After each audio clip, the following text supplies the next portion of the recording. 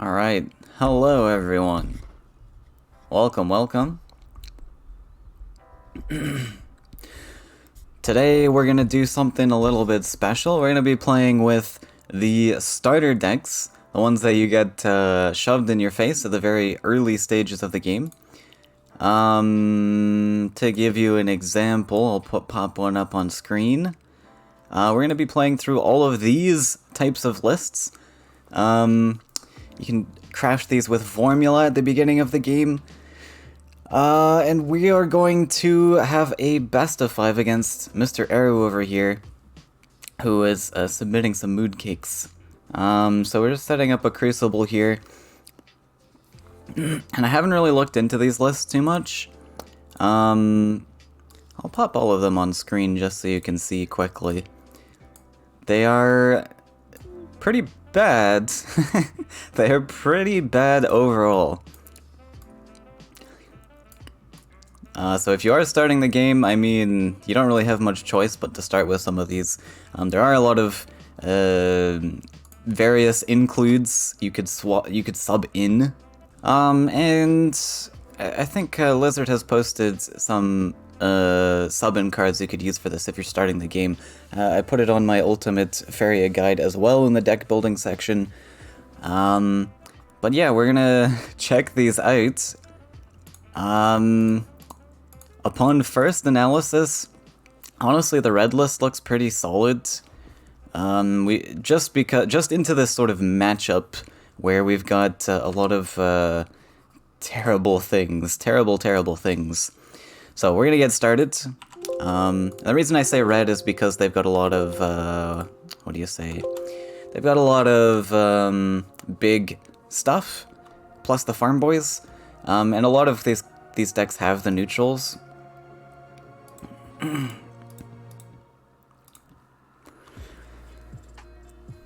lot of these decks have the neutrals. Oh, Arrow is spiced out with the Steamforge covers. Excellent. Yeah, I think we'll go for the red band. It just seems pretty good. The yellow one's also pretty good. And by good, I'm saying good in a very relative space, because obviously nothing's really good. But just comparing the relative matchup here. Red's got big juicy stats to involve the excess Faeria you're making up with the neutrals and everything. And Arrow's gonna ban the blue. So I suppose we use the green to counter the red. Oh, sorry, we banned the red. I'm silly. I suppose we start with green then. We can use red, maybe to counter blue. I haven't analyzed the colors enough, I suppose. Yellow does have some good attack stats, potentially. Green might actually be tough, too. We could do, like, green versus green. I don't know. Let's start with green. We get the yellow matchup, so we get to see how this one fares. We'll pop this one up on screen.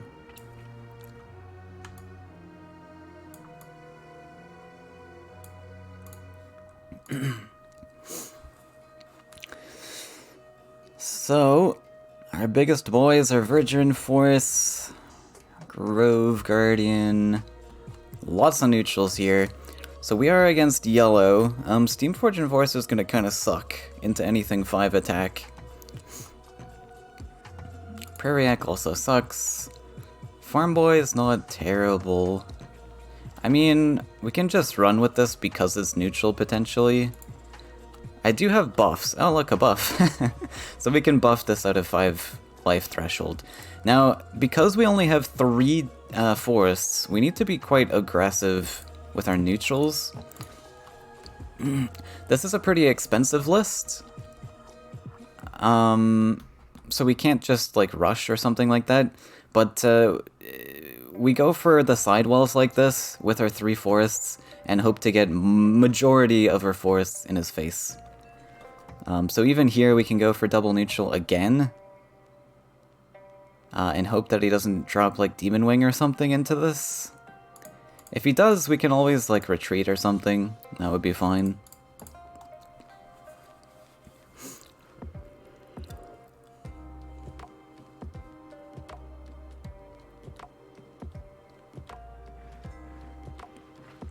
Oh, touche. Touche.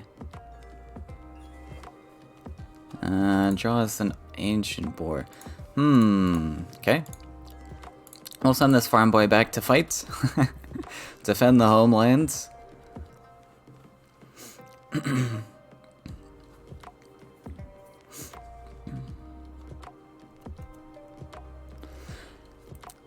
Now, I think we have a decent chance of racing with our buffs. One thing important to note is damage thresholds when you're going for a race. We need to get this to at least 7 power, which we can do with the Tiki Caretaker. 7 power means we get to 3-shot. On 6 power, that's a 4-shot, which is a little slow. So we'd much prefer going for a 3-shot. Drops a 6-3, which means this guy's not in range unless training exists. We could dump the taunt, though, preemptively. I would like to step up like this.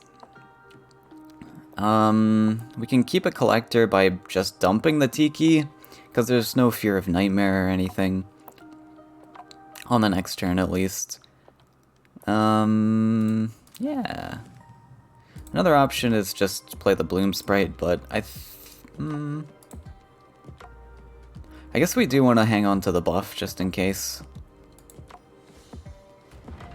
So maybe we do play the Bloom Sprite as a collector.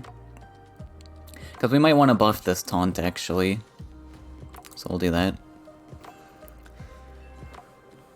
Starter decks! Entering the next open with only starters? That is actual suicide. Even I can't swing that deal. Oh. Okay. Well, that's fine. We have that farm boy to fight with.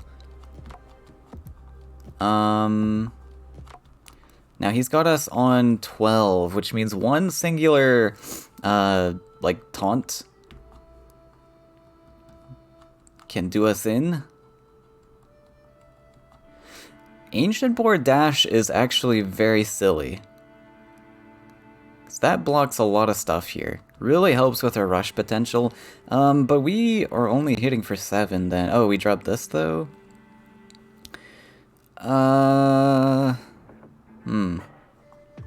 Maybe I shouldn't have played this Bloom Sprite. I'm one short of playing everything here. No, wait, sorry. 6, 79, 10, 11, 12, yeah. Wait, one short? No. A little bit more than one short. If we smack for 6 and we drop another Steam Forge, he's on 14. We do actually put him in lethal range with this. Never mind. That's not bad. Unless he body blocks, of course. But we're also not dying, I guess.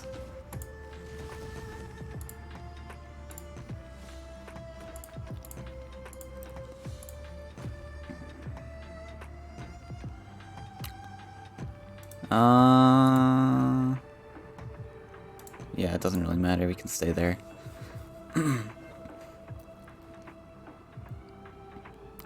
As long as we have one attack path, then we're fine, right?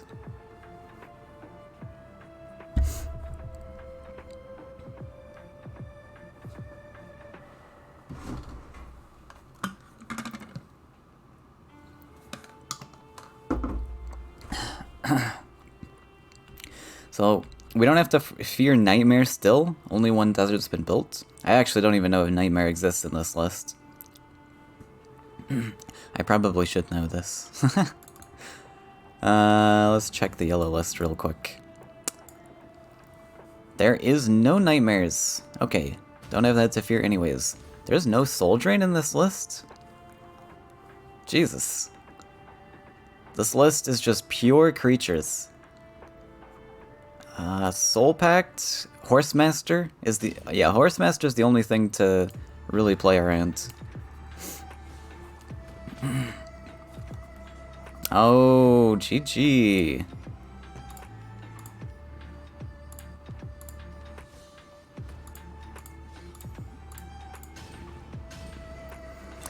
Did have that 2 damage. So, blocking with the Ancient Boar was actually super important there.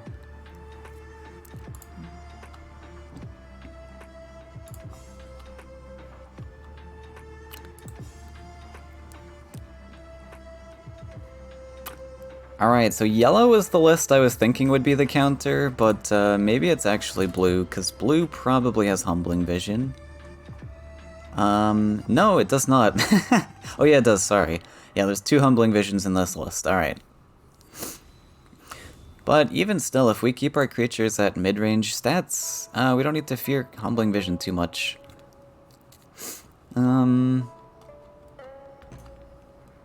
Okay, so Village Elder, we have a nice collector. I actually kind of like this hand. Because we have a 1 forest card, we can again accelerate with neutrals. And then this is really efficient to play later.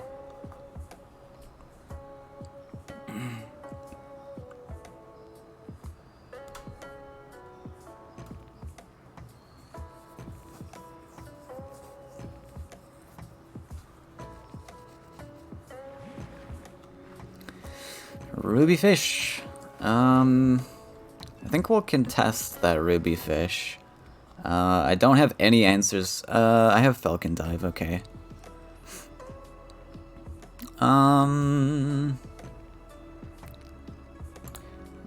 But we will go for triple neutrals, why not? We get this Village Elder in a more aggressive spot. We'll shrink that guy down a little bit.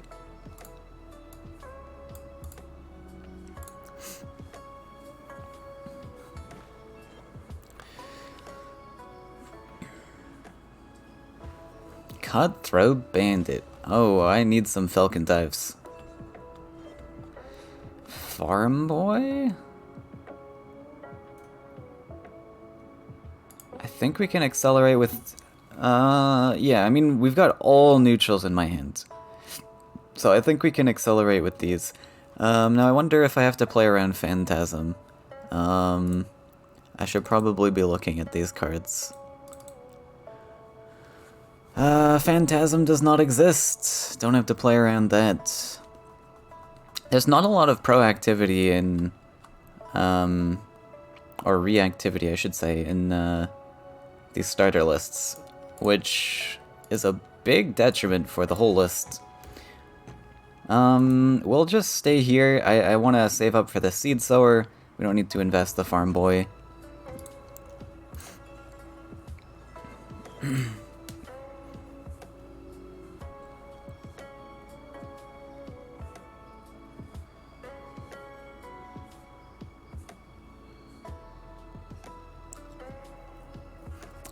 Now he's got 5 attack lined up.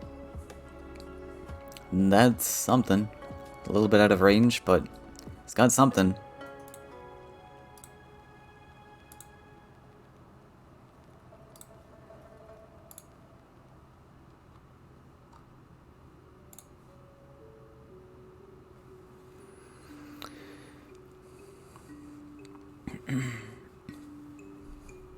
Yeah, so Arrow has also posted a tournament, community-driven tournament in the Faeria tournament section in the Discord.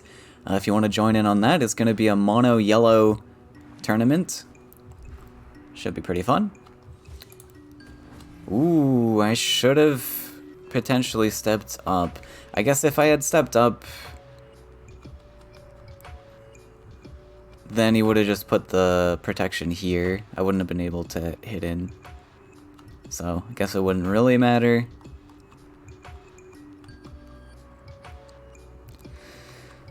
Well, we can block you back, huh? Let's just drop the Seed Sower in his face. And then we'll step this guy up. We'll make 0 hits here. Finding the numbers is going to be awkward. It would have been lovely if I could have gotten that Farm Boy down, but not able to with the cost of that Seed Sower. So we'll just step up the 1/1, and I think we pass. Yeah, if we take this pre-hit, then he just pre-hits into the Seed Sower, and then he gets that 1/1 to kill off the Steam Forge. So we want to make sure our numbers are lining up in our favor so that we get as many creatures surviving as possible. This is one thing that might be challenging for newer players to understand is value trades and understanding the importance of value trades, because you're like, just trade off all your creatures, who cares? But creatures surviving on the board is really huge. It's really important because you have that, you sort of have this initiative where your opponent doesn't have creatures on board, but you have creatures threatening these lands. Even if you just got these creatures elsewhere on the board, you have a potential threat with like Horsemaster mobility tricks that can zip them off into different places.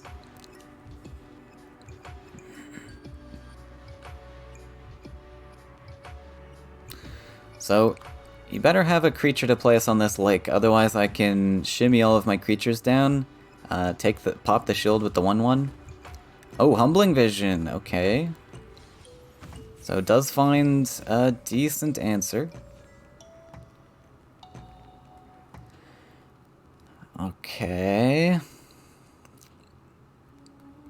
So I would love a buff in this situation. I could either go for a buff, or I could drop a Grove Guardian by collecting twice.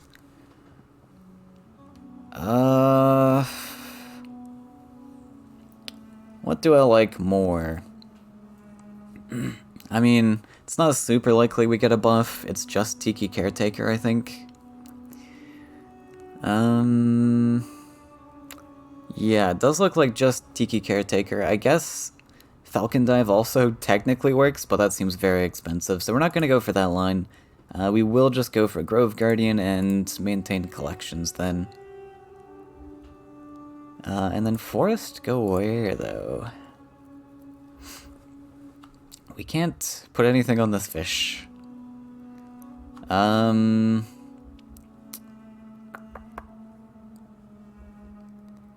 We could build it aggressively. I don't think a defensive land's going to do much for us, unless we want to stop this Disciple in the future, but unlikely. We'll just drop you there.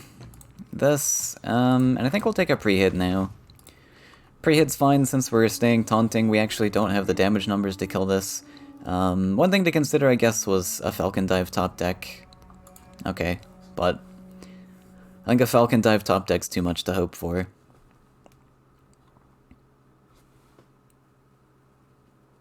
That forest placement's also kind of awkward because it doesn't give me an attacking land into face in the future. So, not super fantastic. Plays a Spell Whirl, can actually get DLC cards off of this, which is neat.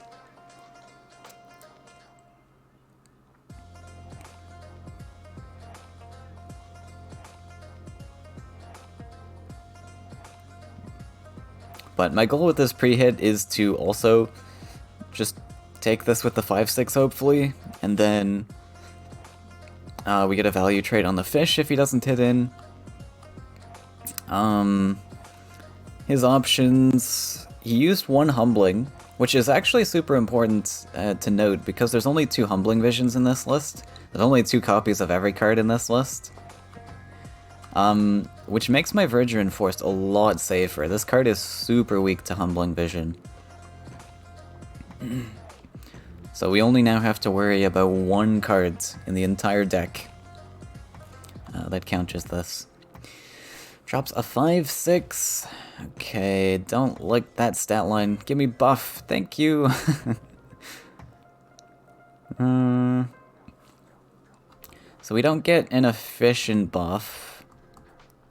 Like this 4/2 can't efficiently take this guy. Still can't really take the fish. So we can get a value trade with the 4/2, but we'd have to step everything, or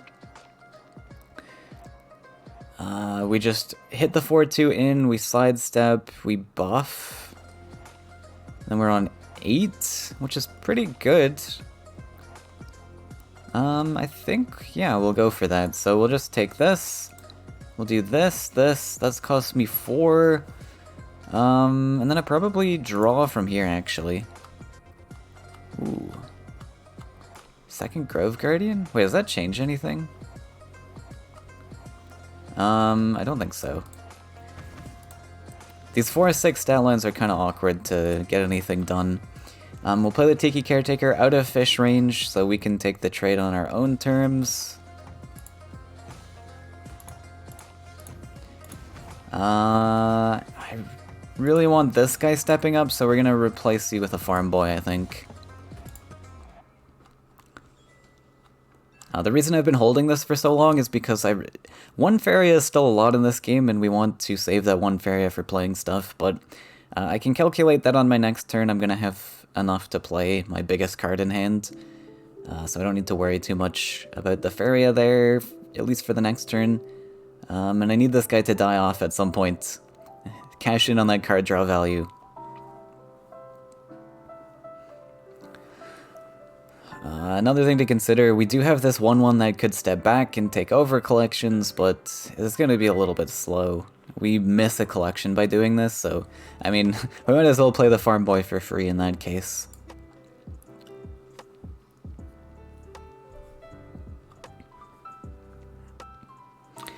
This taunt is really cool, because this means if our opponent plays something here that I don't like, that I don't want to deal with these stats, oh, right, this guy's got taunt too. But I can trap this guy and then run away or something, just to preserve the stats.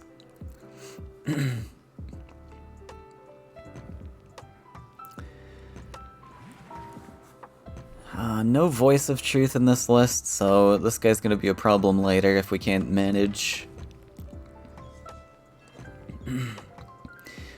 Alright. This guy's fine, so we can take a draw here. Got plenty to play.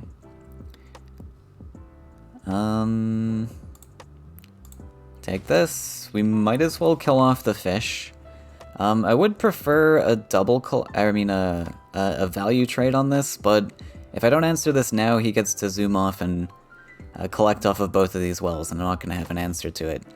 So we're going to do that. I guess we dump the Village Elder in bandit range. Because I don't want to drop anything big. If I drop the Verger in, that's a big slap, which is unfortunate. So we'll just dump a bunch of stuff, including the Prairiac here. Prairiac can come here, and we'll just step everything up. Just to preserve the HP until I get to deal with this 4-1. And in this location, I get the 2-4 to threaten this lake spot. So that we can hopefully clear whatever this is, and then we're threatening that Cutthroat Bandit still. It's kind of unlikely, but we also have the Grove Guardian threatening this space. Cabrian Enchant, alright.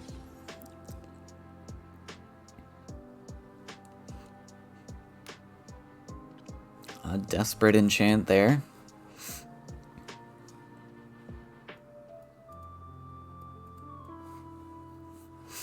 And with all this swarm that we have going, this land structure is actually not too bad.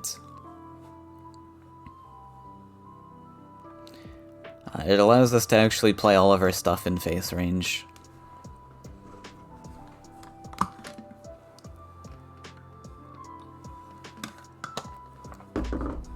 Always struggle with valuing high attack damage, low health.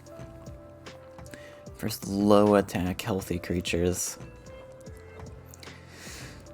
Yeah, I mean, low life creatures kind of suck usually because in the game we've only got, in the game we've got a lot of brutal cards like Soul Drain, Cypher's Wrath, Flame Burst.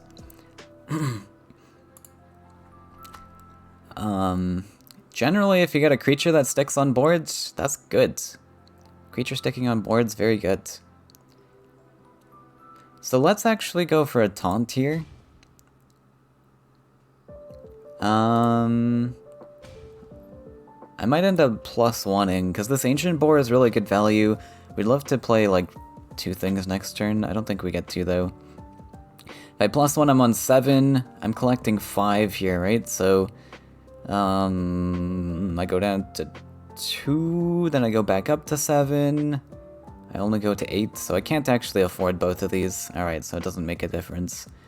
So, because I can't afford both, I'm thinking of playing this Grove Guardian. Because I can't afford both of these next turn, we're gonna take a draw. Because +1's not gonna do anything for me. And we actually picked up a different taunt. This is an option. I think we'll just go for this, though. We play the Juicy taunt, and that way we get more damage on this potentially, because he's actually got to find an event. He's got to find 2 events if he doesn't want it to die to this Prairie Yak. And the taunt is fantastic here because it really locks down where Arrow can play stuff. You'd actually have to hit in the 4-1 here to open up a leg spot to play something defensively.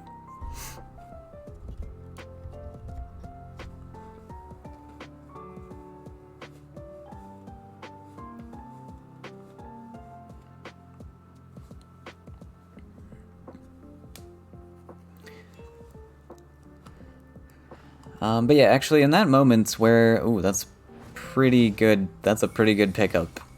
In this moment where I was, like, debating playing these swarmy things rather than the big life stuff, yeah, that is a good question, to think about. Oh, he still gave me the cut. I guess I always had this trait. Yeah, let's see what we draw. And yeah, you... Like, preserving those stats is really important. You don't have to feel super pressured most of the time to be countering these other things. Okay, anyways, let's... We can step over and taunt again. With the 2-2, and then just drop a 7-7. Pretty cool. I actually really like that. We got a ton of cards in hand now, so we can just +1.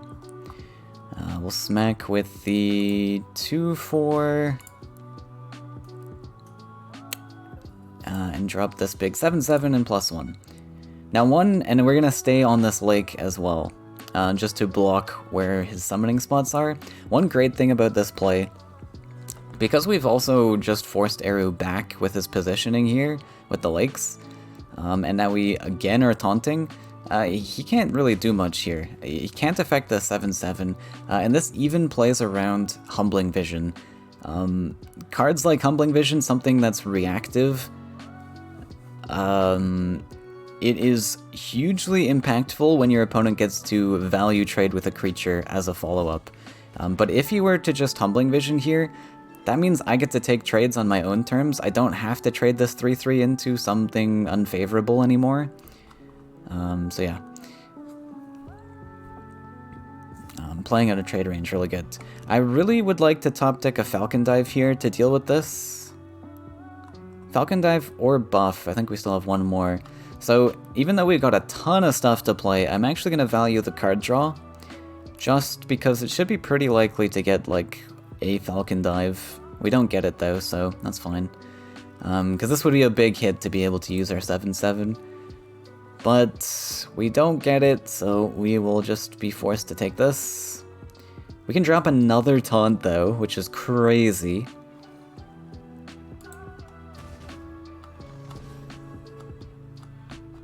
And we can even drop the Ancient Boar on top of that, which is very cool.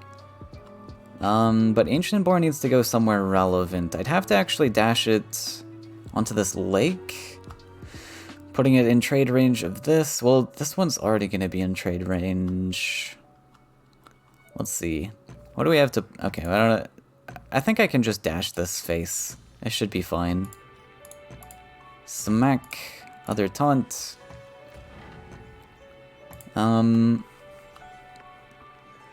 Just because this guy's going to be kind of irrelevant if I put him elsewhere. And again, stepping on the lake's pretty good. So this forces him to need an answer here, which is just Falcon Dive. I assume there's Falcon Dive in that list. Oh, there's Campfire. Campfire and Falcon Dive in that list? Alright. So he actually has a lot of answers here to this, but that's fine. We forced the investment. This Ancient Boar is not doing anything much elsewhere.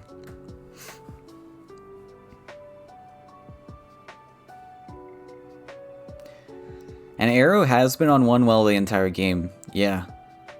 Which is just gonna snowball in our favor, the more time goes on.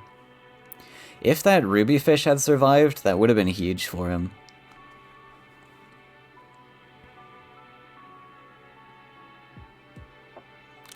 I think that Ruby Fish surviving would have kept him in the game, to be honest.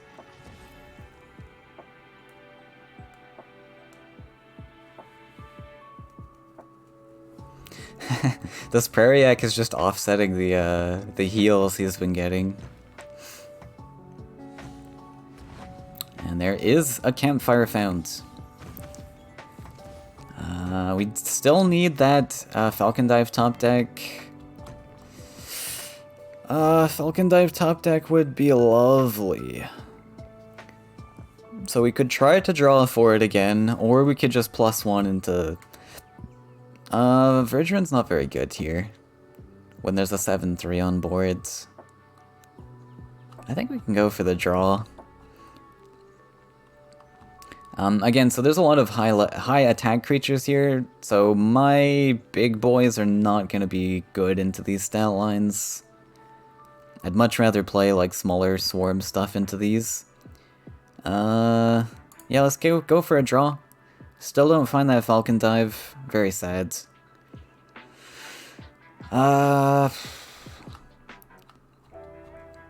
So, we can take the Face Smack, or we could take this Disciple before he gets out of hand, because I'm not going to have an answer to this. This 5-3 is going to take the Verdran for us, and then I'm just not going to have an answer. This 4-4 is in range to hop over. This is also just in range. I think we're gonna take this out now. Go for these hits. Silent Warrior backwards, actually. We're gonna be a little bit passive here. We have to reestablish our Faeria lead to take out these stats. Because again, there's 2 Falcon Dives and 1 more Campfire in Aria's list, which is pretty likely that he could top deck 1 here. So we want to, we want to like play out of range of the 5-3. This guy comes over, trades, and then he gets a nice juicy clear on that guy.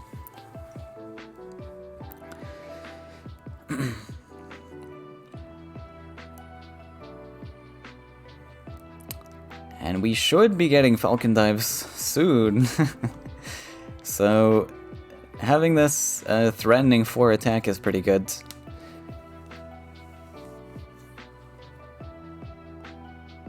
No mobility in this list. We have 2 Beastmasters in this too.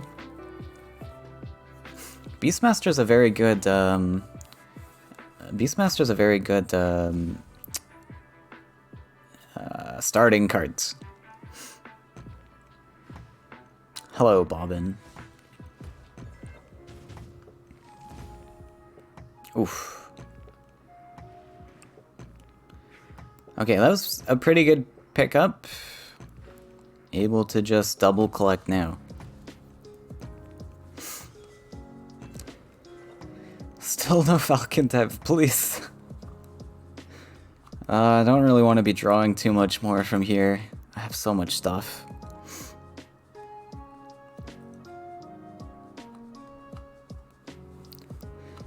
Really awkward with that 5-1 on board. I don't like that.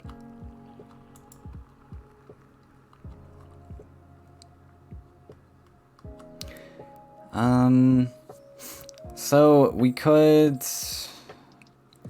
stay here, drop a taunt. That doesn't really accomplish too much.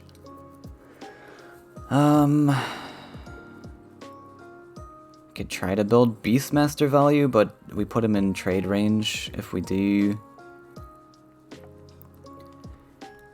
Yeah, not top decking that, not top decking the Falcon Dive hurts so much. We could try drawing again, I guess. If we draw into Falcon Dive, we only have 4 to work with.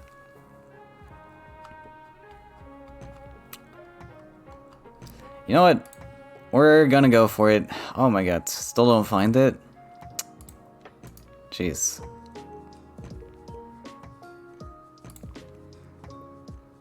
Alright. I'll keep slow playing then.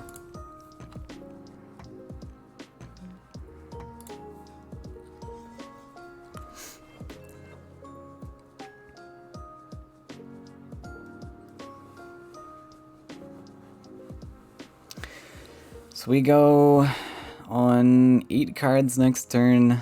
Alright, well, if we don't draw the Falcon Dive next turn, we're never drawing it.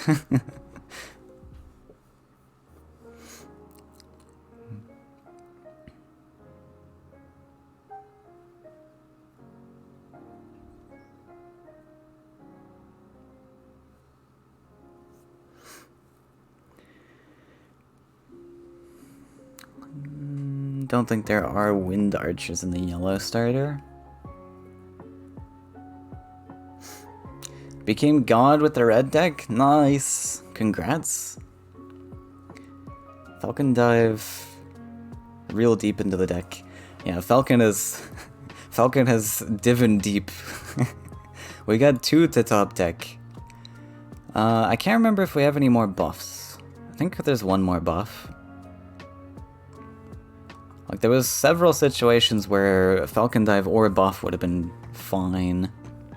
Safeguards. That's actually really expensive to take out a 1/1. Oh, wow. Wow, what a top deck. That is actually kind of insane. Wait, I do have Horse Master? Oh, okay. I'm just blind. I did not see that. Where's the Falcon Dive? Come on. Unlikely this guy flips. But he can build a lake.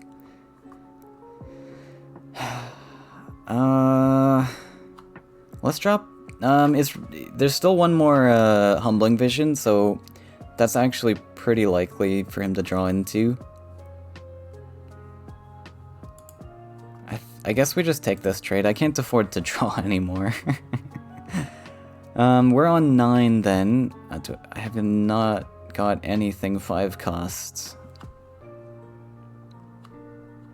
I guess putting the 6/5 backwards actually is pretty huge with a Horse Master pickup here.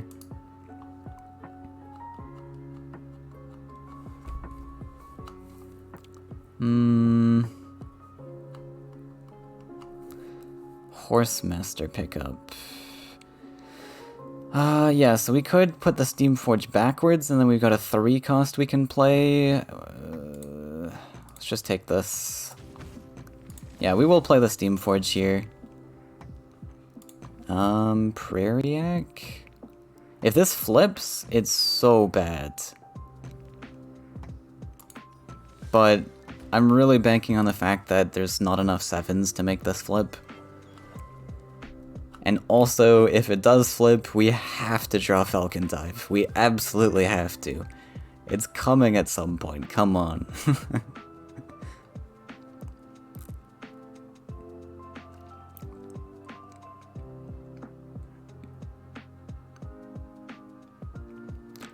Now Arrow, if he knows the lists, he knows that I haven't played a single Horse Master, so he probably is safe to play around this card.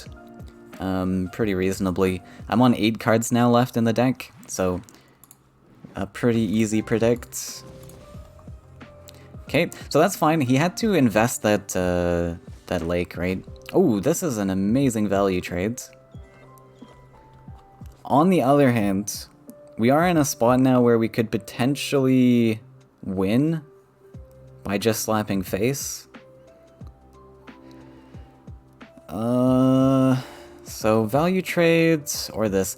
I think he's got 2 Falcon Dives left, right?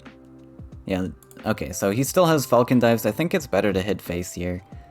We're on 6. We can... Yeah, this guy being in range is kind of unfortunate. So... we bring Horsemaster here.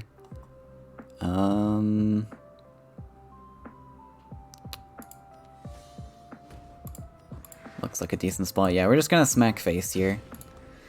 +1, and then either we play the taunt. Yeah, I actually like putting the taunt right here. That looks pretty fine. So what this taunt does is it actually protects my 3-2 from the 4-2. Doesn't protect it from the hopper coming over, but a double neutral investment is a big investment. Now there's an argument to be made. I could just put the 2-3 here. He can still kill it. But I don't know. This guy's a little bit more threatening. He's threatening these 2 spaces into face. And again, we have 1 more buff, I'm pretty sure. So he needs to be wary of that potential 4-power creature. Now Campfire can come here. There's 1 more Campfire in Area's list, which would hurt. But like I said, Falcon Dive's a really clean cleanup. So I think the face hit was just better there.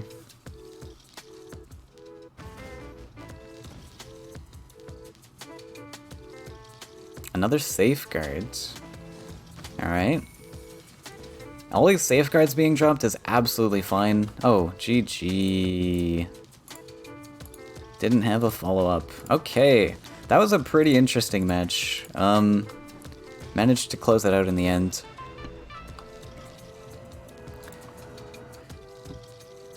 Yeah, Safeguard's actually just terrible card. It's so bad. Alright, we gonna see the green sweep?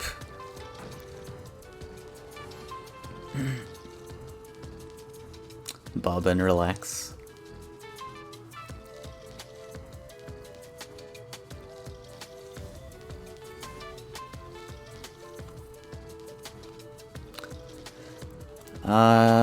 We are going to, so the Farm Boy starts, we have again, I think I'm just gonna toss both of these things. We're gonna start with the Farm Boy and hope to get something more aggressive. Now we are against mono green, the exact mirror match. We could try to go for value plays by building up like something like Bloom Sprites. Like holding on to Bloom Sprite's an option in this match, but actually, yeah, we'll just scoop. Because if he finds super aggressive creatures and I don't have aggression, then that's kind of bad.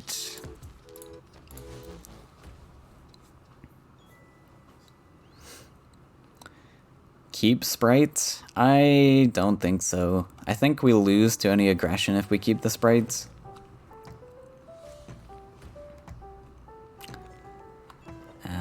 Look, we got it back. It's all good. So let's put some pressure on this now. Falcon Dive's pretty good into Verduran Force. This is not... Yeah, he's only on 2 forests. I think we can apply the pressure here. We'll go for it.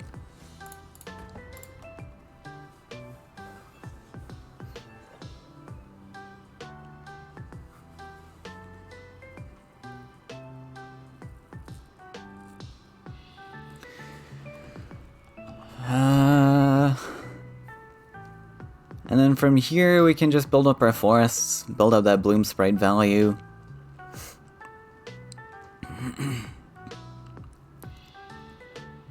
Steamforge and Forest are very good in this series. Great cards.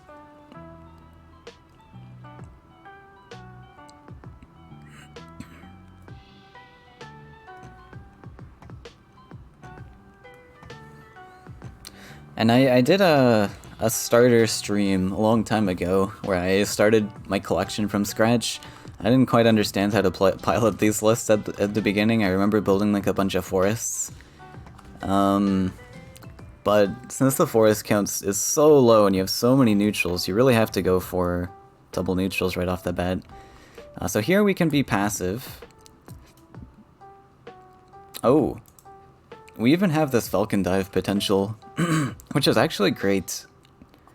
We stopped his collection, and we can see clearly that this is his answer he wants to use against the 6-5.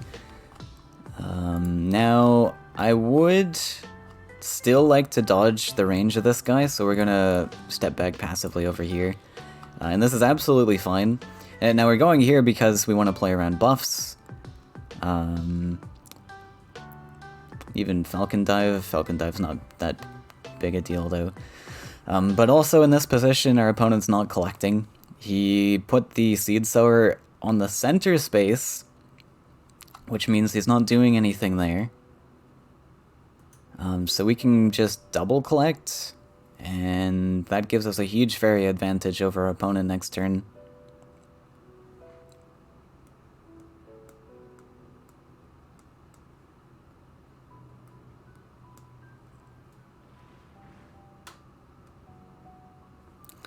Off he goes to the other side. Alright, so we'll advance our 6-5. We could just drop the Bloom Sprite here. It doesn't really accomplish anything, but I don't know. Maybe it threatens this space. Maybe he plays Beastmaster plus Grove Guardian.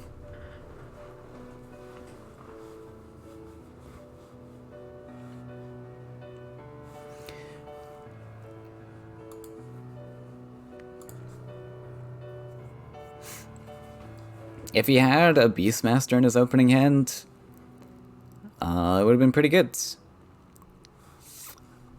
Beastmaster stats, honestly, on these 4/6s, there's a lot of 6 HP stat lines at least. Would have been pretty difficult to deal with. Does find a Horsemaster, so there's an answer here. Probably could have stepped up my Farm Boy, but at least we have the Horsemaster. Because yeah, if it's a 2/2 buff, well, that is a little awkward. Actually, I'm probably just gonna kill the 1/1 here. Drop Bloom Sprite. Save that Horsemaster. So let's see what we draw first before we do anything else. Ancient Boar. Very cool card. We can play it a little bit slower though here. Again, because we've got a high attack creature, low life, we don't want to play our big boys, we're going to play our swarm boys. I think... So we probably draw here. Let's see, we can also put something swarmy here and then put something here. But there's nothing really I want to play, like Grove Guardian sucks into that 6/2 on board, so... Another thing we could do is actually block his collections. That's actually very cool. Ooh, I actually think I prefer this. So either we go double collect or we get the aggressive land. I think we go double collect here. Horsemaster.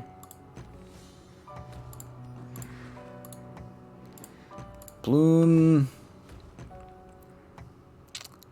We could even drop this, actually. Yeah, we're just gonna drop this.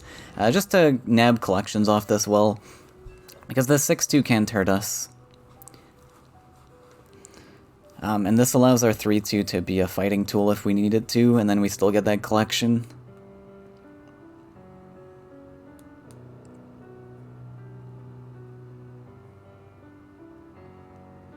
Yeah, I like this. So we maintain double collection, and we keep our opponent on single collecting this turn. That Horsemaster's a problem, though. I have zero answers to that. If he finds a taunt, that's really bad, too.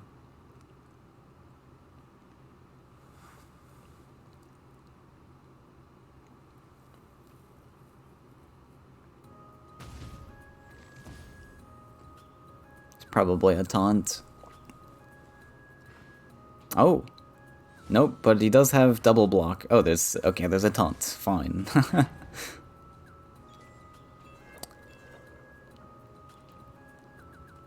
Alright.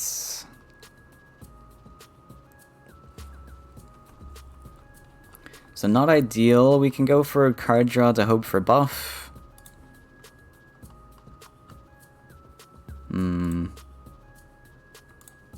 Okay. Unfortunate.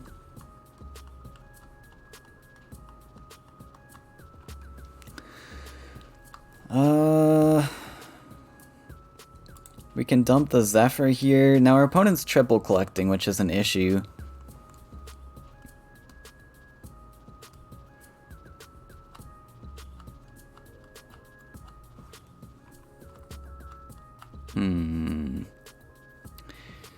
The Zephyr might be a great tool to take this guy out in the future.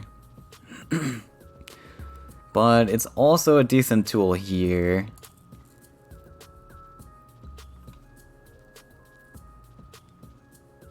I think we're just gonna drop you here. We'll step up this guy. We do play into Horsemaster, but pretty cool.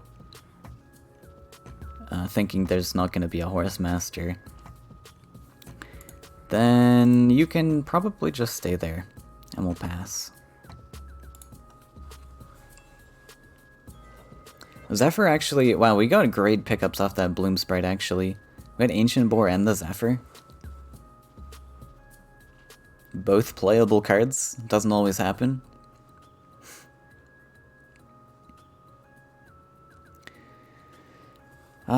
Okay, I'm in big trouble. I'm in big trouble. It's gonna be really difficult to stop that double collector on the left side without investing a lot. Unless we get super lucky with our forest ping, and it happens to land on left side or something. We need 2 forests here though. I'm pretty sure this doesn't override prairies. There's one card that overrides prairies. I can't remember if it's Seed Sower. There's Seed Sower and Wild Growth. One of them can overwrite prairies, and the other one cannot. Faeria is notorious for having bad card text. Yeah, so trades with a 6-1 makes sense, but I'm happy with that. I wanted to get that 6-1 out of my face. Okay, found his double Bloom Sprites. We find a Verdurin Forest. Can we try to double neutral here? I think we can attempt it. Now, we are on a 11 Faeria advantage and one more card than him, I guess. No, that doesn't really make sense. I'm pretty sure this can't overwrite prairies. So let's just try to double neutral.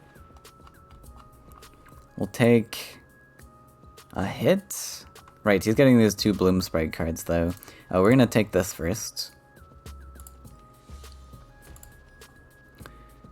We will take this hit. We'll collect. We'll play this. Oh, that's adjacent? Oops. Okay, I'm a little bit stupid. Alright, this card is horrendous. Much worse than I thought. I forgot that was adjacent. Whoopsie. Alright, I thought that was build a forest at random.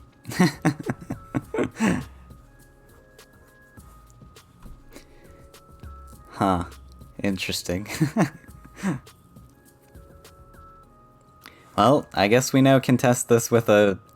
We have to build a forest, but we got 2 expensive cards in hand, so it's actually not the end of the world to do this. It's a little bit slow, but if we can establish a presence on left side, that's pretty cool. And he went for a draw, so He's not able to block this space or anything. If he had Forest and played like Verdurine Forest or something, that would be a little awkward. Because we just built lands for him to step on.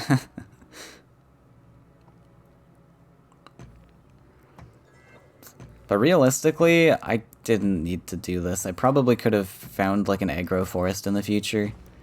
Ooh, plays the 7/7. Wait, there's Tiki Piper in this? Oh no, we got that from Bloom Sprite. Wow, that's big. Holy. Found the numbers though. Tiki Piper, very cool. That lets me trade with my 9. 10, 11. I guess that's all I can do. I would rather trade with the back creature here, but not the end of the world. We're actually going to put a lot of pressure on him with this, I think. I think we're dumping Verdurine. If it's not... Because this thing... he can buff out of range. No, he can't buff out of range. Oh, maybe it is just Seed Sower. But then he can play something to block. I think threatening these collections is really important, so I actually might want to invest the bigger thing. Maybe Grove Guardian comes down and then I can't deal with it. Yeah, let's play this. And then, unfortunately... Yeah, I guess we just buff and kill it, huh? This step... We'll step this... Okay. Dealt with.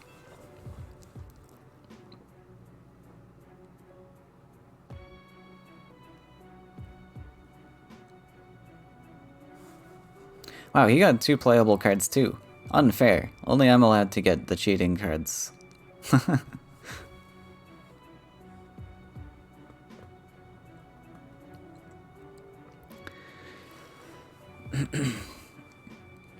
So now, we really want to use draw on our power wheel from now on. I don't want to build any more lands. We got plenty. I already spent 2 entire power wheel usages getting over here, which is very expensive. But hopefully it'll pay off. Maybe he just infinitely drops neutral creatures here now, though.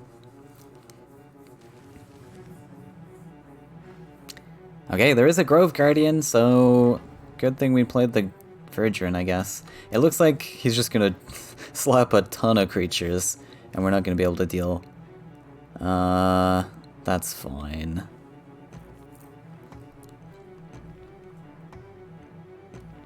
At least we're now triple collecting.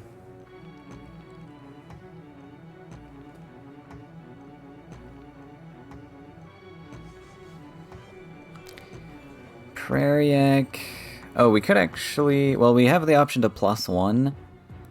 So we can play 2 things, but I don't know if this Prairiac's really doing anything. We'd put this, like, what, here? And we could put the Prairiac over here, I guess. To keep a collector. I guess that's not bad. So we want to take out the 1/1 for sure. We'll step on the forest as well to do so. Yeah, I like this actually. And we actually get a forest. Which is not a bad forest spot for the future. And we'll dump a Prairiac here to maintain collections. We can step this Horse Master more aggressive. Well, I don't know. I don't know about more aggressive, but he threatens more spaces.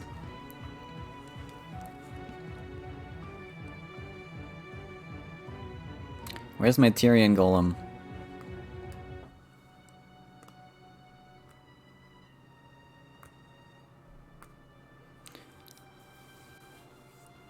And neither one of us have drawn into Beastmaster yet. That might have changed the tide of the battles. Being able to get free buffs out of nowhere is huge in a green versus green mirror.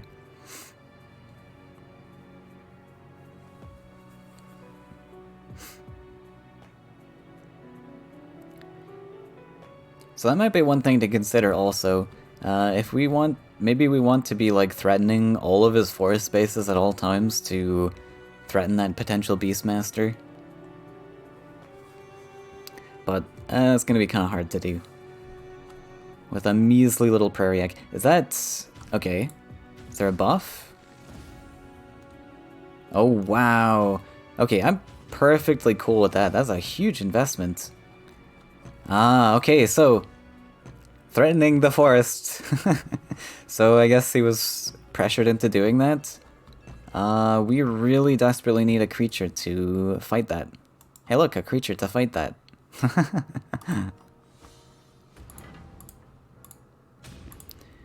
Step, step, step. Doesn't really matter where you go.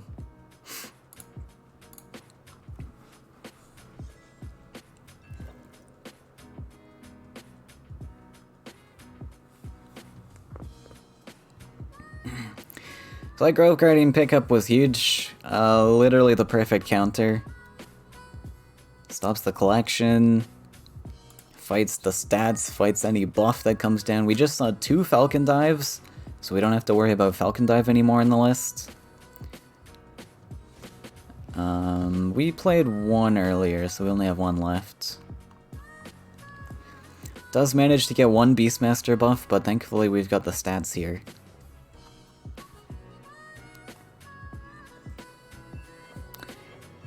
Oh, ancient boar.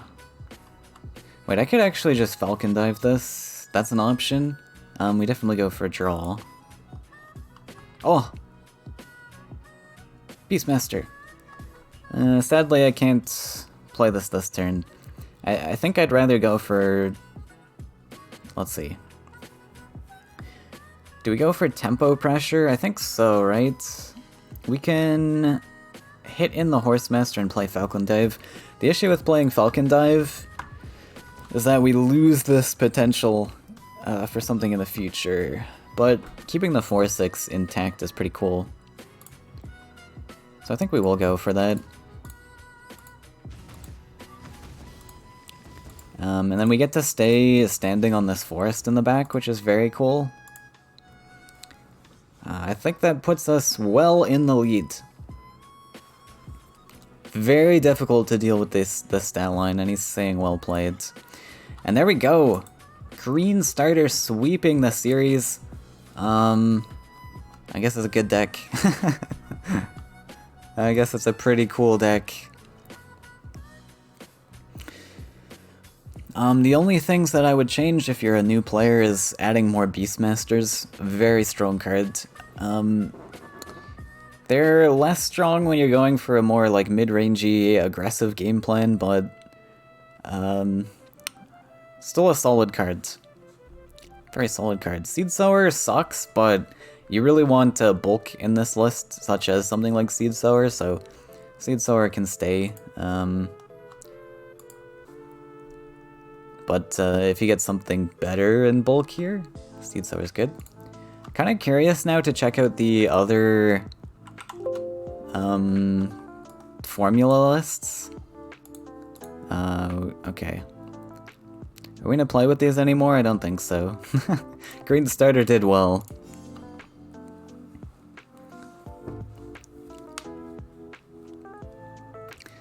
Hey Arrow, thanks so much for the game. Was a really fun one, honestly. Very, very tight ones, especially that green match. If I hadn't answered your left side collections, could have gone a different way. But yeah, it's a cool format, thinking about all those different things. I'm kind of curious to see what the other formulas look like. Apparently they're new. So some of them actually have 3 copies. Wait, this is actually like semi a deck. This actually has like cards in it. Should we try to ladder with formula decks? You think we can do it? Queen's Guard, very awkward in this type of list, but manageable. I mean, this deck actually looks functional. Let's see what the other ones look like. This one looks not so functional. So, we've got like a bunch of burn cards in here. Really expensive Gift of Steels. I mean, this deck was probably made when Gift of Steel was cheaper. Back when. It's a lot of combats and Bomb Slinger. I guess it's still functional. The burn creatures kind of suck when we're not really playing a burn game plan. But yeah, I guess it is functional. And then we've got Rush, Yellow Rush. Yellow Rush is really difficult, I feel. I guess if you're like new to the game though, like new players struggle facing Rush, so this could definitely work. You know, I have to say I'm actually kind of impressed with these other lists.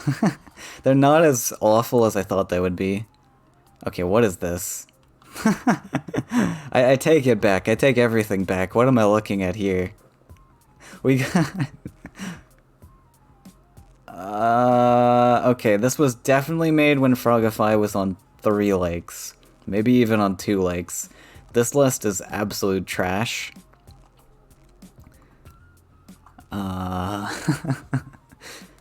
Stormspawn was a 4/5 when it was made, and Firestorm was normal.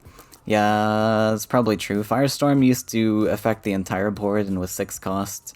Frogify at one point was 2 lakes. Yeah, and Stormspawn was a 4/5 at some point. Yeah, this list is hot trash. This one looks kind of bad too. We've got Dune Drake in here in a 5 Desert Flyers list. And Annoying Net.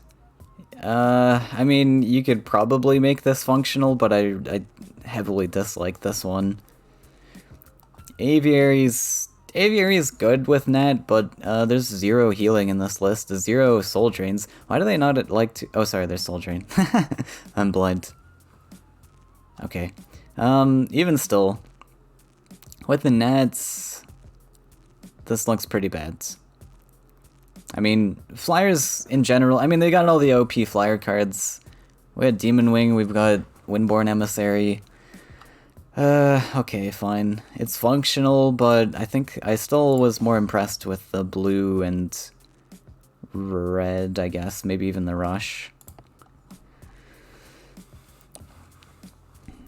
This one is got all the terrible green Rush cards. This list probably sucks.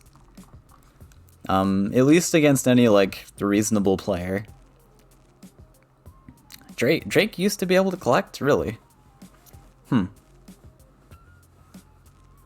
Now, Ruminant's Messenger and God Hunter are awful cards. These are terrible. Living Willow in a Rush list? Very bad. Feed the Forest in a Rush... Wait, is this even... Wait, what is this supposed to do? The Forest is not always so patient. Strike out for the orb and clear a path for your God Hunters to seek their natural prey.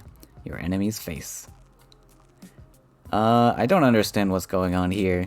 We're building up to 5-4... Oh, this used to be 3, right. Rune's Messenger was OP. Yeah, okay, so these formula lists definitely were around before nerfs happened. Kind of strange that they didn't... Wait, change formula?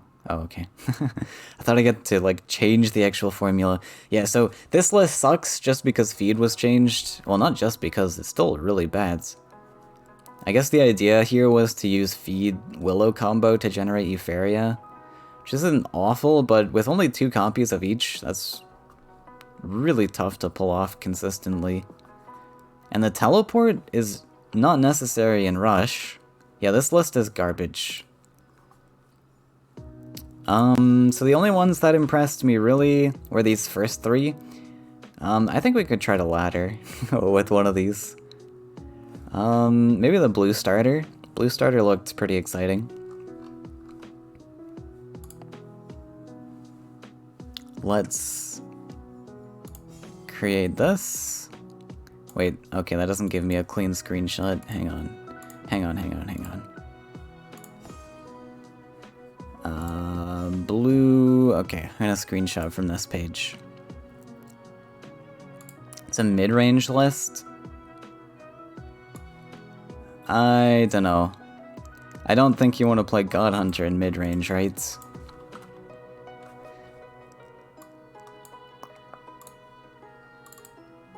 let's save this.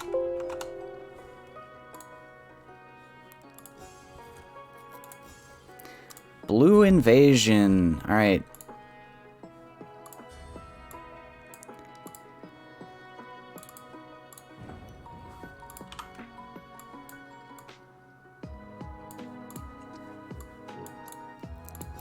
I needed to play on ladder today anyways, so I don't decay below 21. So what's the strategy with this list? We have, and it's pretty much like a standard blue. We've got 3 lakes to build for Mystic Beast, 4 for Frogify, so we'll just build standard blue lands, I guess. We got very limited neutrals to play with. 2 Queen's Guards only, and 2 Hold the Line.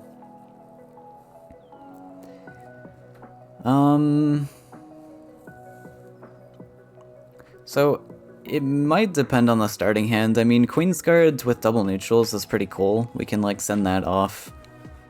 With a lot of double neutral acceleration. Oh, there's Water Ellie in this. 3 Water Ellies, okay. So with 3 Water Ellies...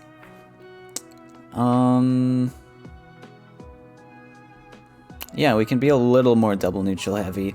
Definitely we can function on 2 lakes only for a while.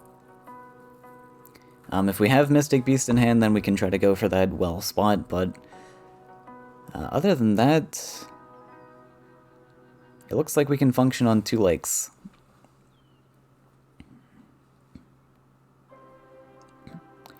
Bobbin, who cares about 2016?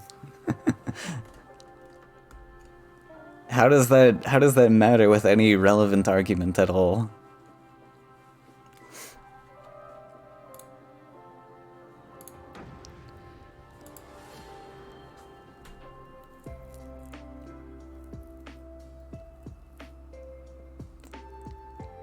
The formulas are like 2016 decks, yes.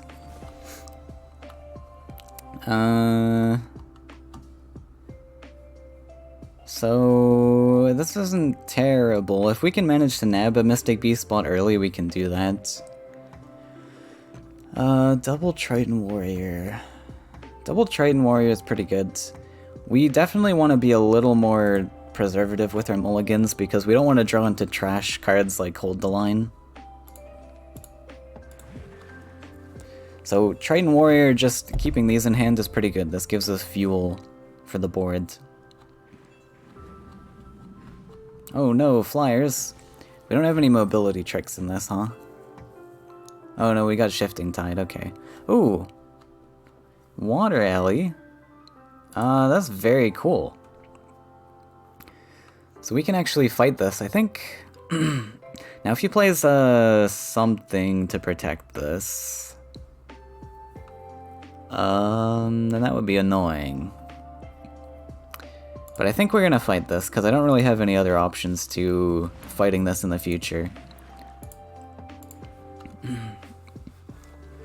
So we do the classic Water Alley opener. Mystic Beast on turn 2. Oh, big. Wow. Oh. Oh. Wasn't expecting that. We could Queen's Guards?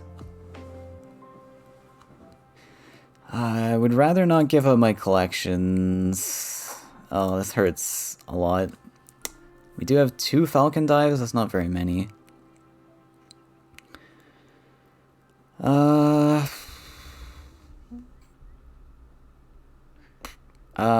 wasn't expecting something like this. That's very annoying. So Queen's Guard can be... I mean, if Queen's Guard... I guess if Queen's Guard gets answered, we're still dealing the 3 damage to this usually. and then we clean up with the water ellie. I think it's fine. We're actually collecting quite a bit. And he has to have, like, exactly Soul Drain. Or, I guess, Command or something, but, like, probably Soul Drain in this type of list. So this should be fine. I would highly not expect choking sands. But I'll be very surprised if there's one. And if there is no Soul Drain, then we're in a good spot. So I guess that's all we're playing around in this scenario, is just Soul Drain. I guess Humbling Vision. But either way, like, Humbling Vision or Soul Drain, it still puts this guy on, like, 3 life. 1 or 3 life.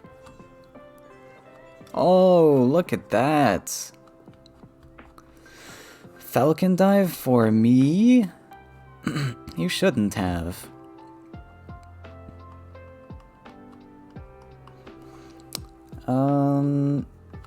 So I think we'll just go for Falcon Dive plus Mystic Beast. Cost me 4. We could draw for something.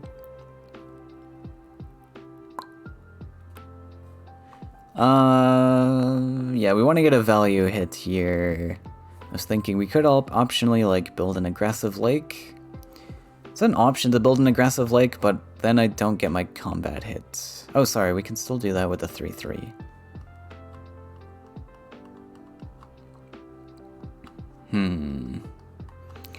So we could block collections, right?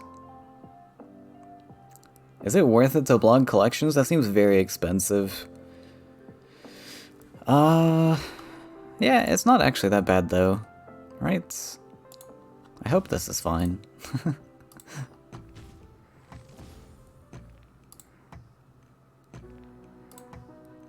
This Mystic Beast. So one thing this is very weak to... Actually, I don't know, this is pretty good. Because if he takes this value trade, then my Mystic Beast gets to gobble his Sky Captain. I guess one thing it is weak to, though, is he takes this, he sidesteps this, and then he Soul Drains. And that means I can't actually answer the... Oh, wow. Okay. If he sidestepped there, and then I'd have to build an extra land to take the kill, which is not ideal. But actually does it like that, which is very interesting.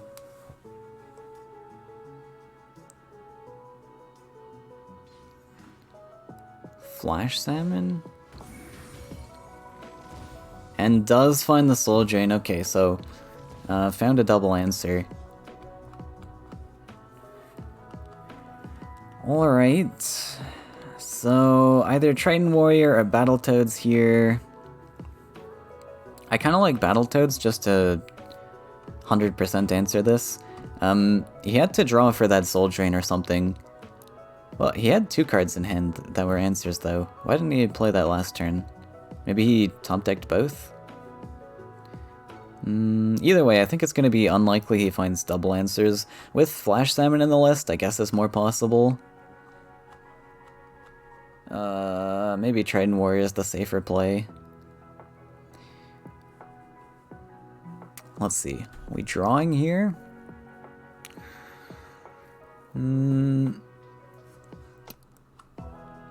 I guess we can stay +1ing potentially. We want to swarm into this matchup maybe. But how do I answer this? Falcon Dive? We only have 1 left. Let's take a draw. We'll see what we get. It's Frogify.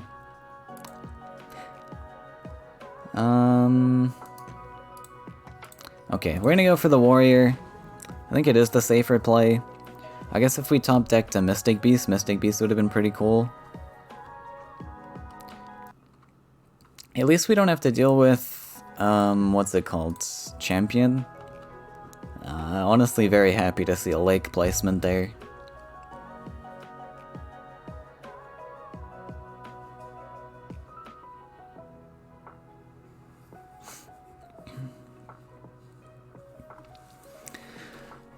Right, so we do have Shifting Tide, so we have potential land tricks.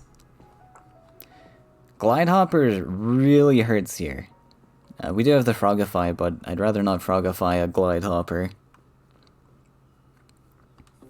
Because Glide Hopper will be 5 HP.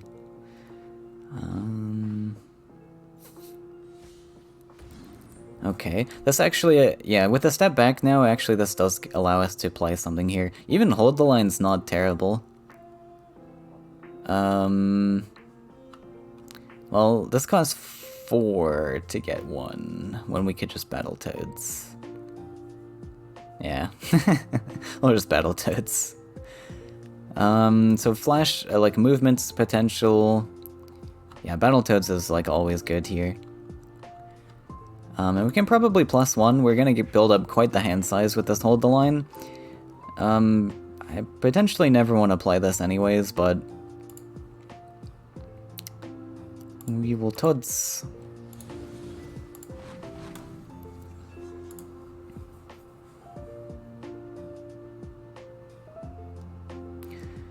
There's a lot of card draw options in our future too. We've got Spell Whirl, which can draw into a bunch of stuff. One more Queen's Guard, which is expensive to play. Yeah. That's about it, I guess.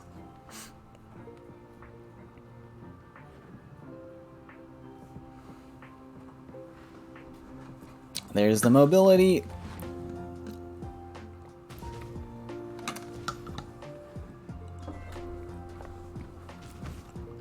Does he find the Soul Drain? Alright. Second Soul Drain down. This is a great trade for me.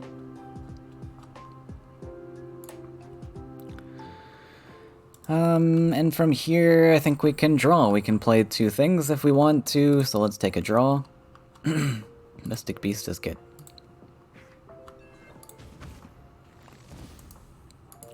We'll put the Warrior backwards, I guess. Mystic Beast here. Looks pretty good. Now, our opponent was kind of playing janky cards, but hey, I'll take a victory where we can get one.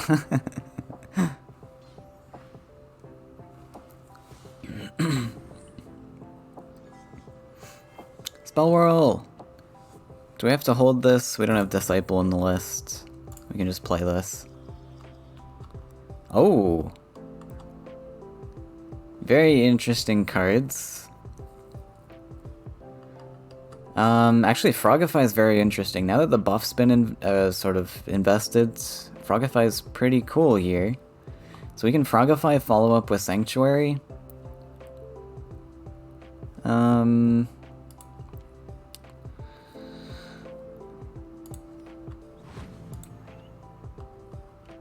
We could just slap face here and ignore the frog. He's got 5 to deal with this anyways. He probably, like, killing the frog doesn't accomplish too much. I kind of like just hitting face. And then with Trident Sanctuary, we could... We need card draw for sure if we're going to be getting absurd amounts of Faeria now. Let's take a draw. Okay. So I want to keep this Triton Warrior super safe then if we're going for Triton Sanctuary. So we'll play out of frog range, like this.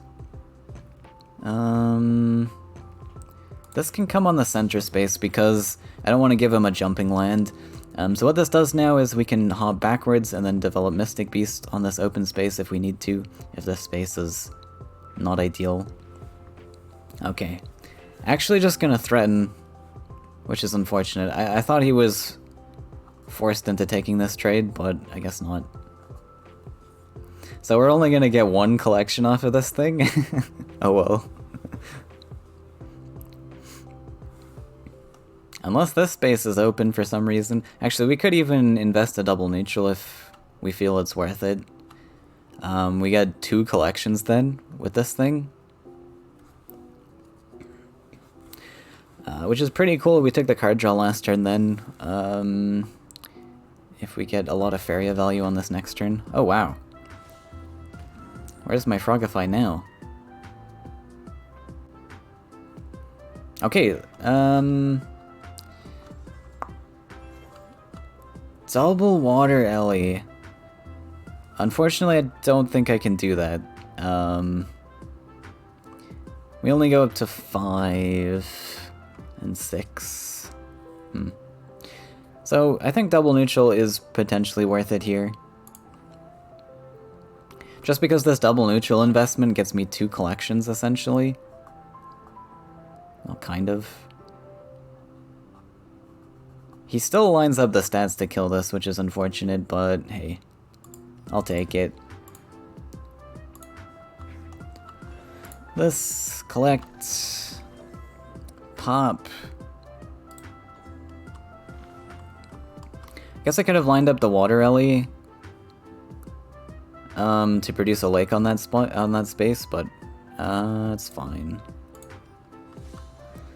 Look at this one. We could potentially play 2 hold the lines. Oh, it might have even been better to like Water Ellie taunt this.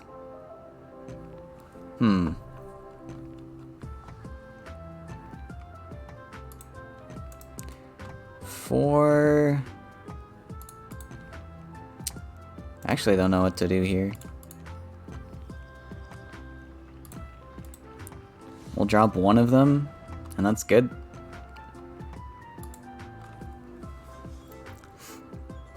It's kind of weaker than a Water Ellie, though. But, I don't know, I guess we get the collection.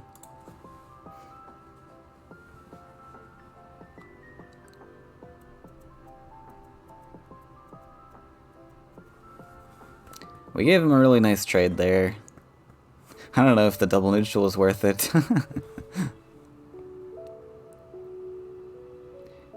I guess we had to deal with the frog at some point.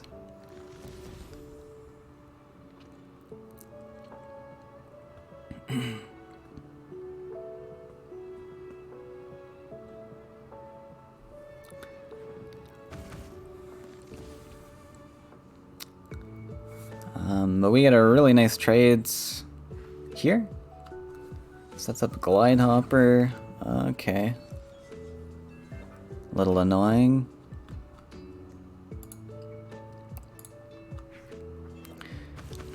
So we can go Water Ellie. We could just draw here.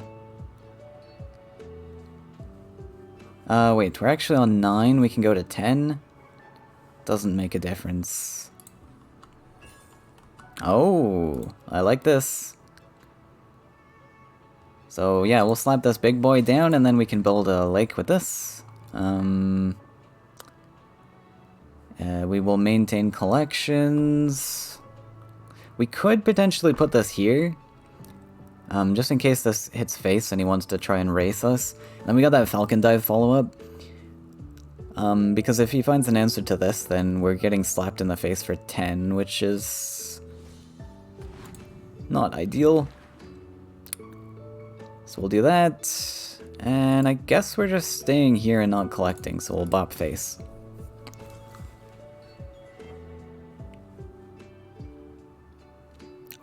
Actually a pretty cool face bop. We get him down to 14. That's 2 slaps. Pretty good.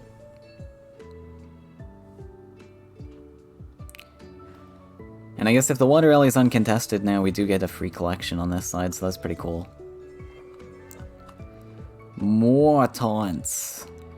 Wow, this actually, the Sky Captain investment here, oh no, he can hop this over and hit the taunt, okay. I would love to top deck Shifting Tide here, actually. We might be able to Shifting Tide and kill the 3-2 to safely taunt this or something. Let's see, we're on 6, we can go to 7. 4, 5, 6, 7. Yeah, there's no way that I ever get to step this up and not get traded. I don't think.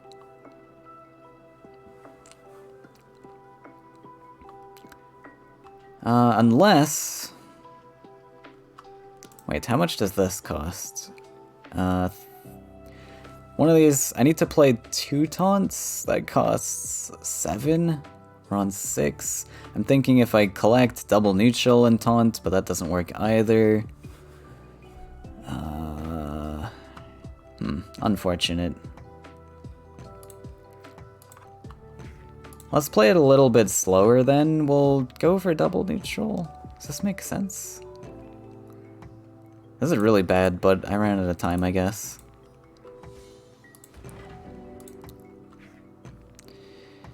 Okay.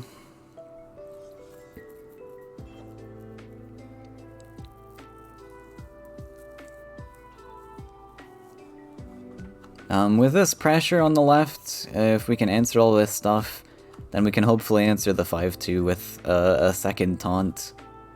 And then we're safe to step up to 7-7. 2 soul drains are invested. Oh, wow. Okay, I guess fair enough. If you want to clear both creatures, yeah, that makes sense.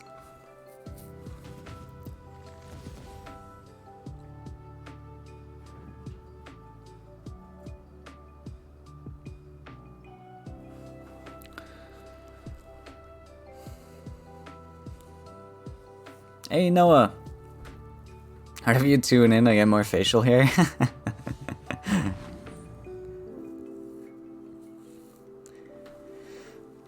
Yeah, I'm becoming more and more like Mace Man by the second. Just so you're aware, we're playing starter decks. I haven't just lost my mind and gotten bad at deck building. But I figured this was like one of the most functional starter decks we could actually pilot on ladder.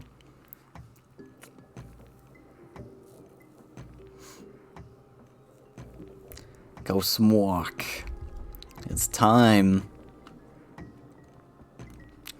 We got him down to 3 life. So we can just set up like a Shifting Tide. Does that change anything? I don't think so. We just go full in face. I mean, we can stay taunt. Oh, taunt is big here. Right? Just do this. 1 costs me 8, so we can +1 and play 2 things. That's pretty cool. Taunts!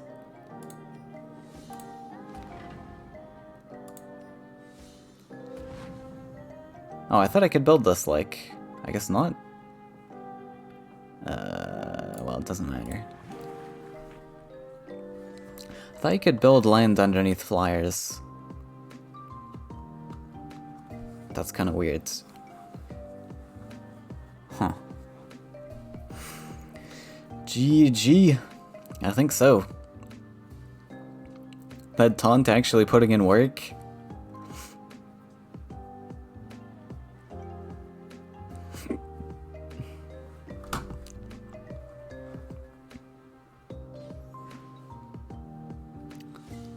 Flash Salmon.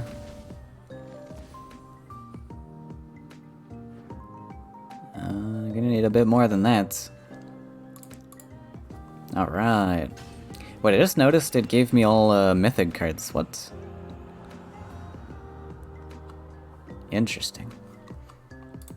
Alright, well, starter deck takes its first victim. Or a starter-ish deck. we built a formula.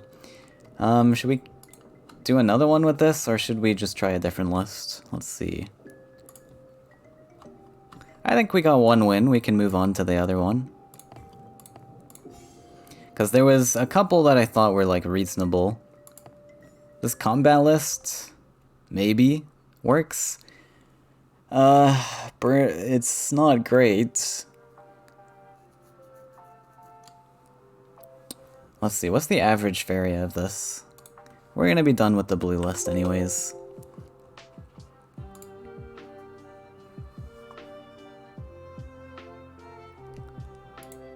Faeria too easy? Yes!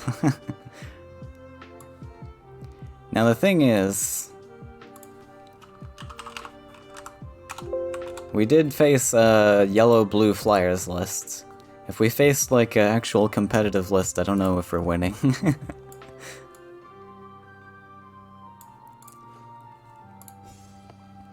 Okay, so 4.4 average. There's 3 Kobold Warlords in this? Holy. That's so expensive. Okay, this is a very pricey list. What do we have to work with? We do have 3 Horse Masters at least. We got 3 Bursts and 3 Spitters. I mean, 3 Bursts and 3 Spitters is actually pretty solid. Gift of Steel might work. As a surprise, we got 3 Bomb Slingers. Alright, I can see this working. It's just very expensive, so we have to maintain collections. Glory in combat. And at least we have Triple Brigands, the OP cards. Triple Brigands, Double Boss. Then we got the Triple Brute, Triple Grimguard. Grimguard is manageable. I can work with Grimguard. Shed and Brute kind of sucks. Especially since this is not really a burn deck. Shed and Brute's really only usable in burn decks, which this is just simply not. We don't have enough burn to justify a burn deck. But maybe if we can be aggressive and get some face slaps. We do have quite a bit of aggression, I guess. It's just really expensive, so I have to maintain collections. I almost would love, like, Farm Boy in this list. Maybe we can get some stuff back with our Brigands. Gift of Steel. Perhaps. Summer! Oh no. How are we gonna beat Summer with this? He's not gonna know what we're playing. I haven't seen him in chat yet, so I don't think he's gonna expect this. Okay. What do I think Summer's playing? He likes to play red lists. He likes to play red-yellow sometimes. This might be okay. Maybe if he plays Spite Sprites. This is not great going second. We actually might just toss 2 of these. Hope for a combat creature to start. We got a lot of starting creatures though. We could probably keep one of these as a trick. Which one though? Which one? Let's keep Horsemaster. Okay.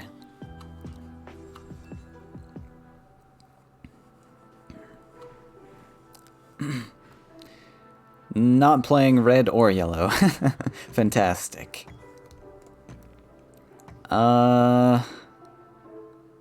What do here?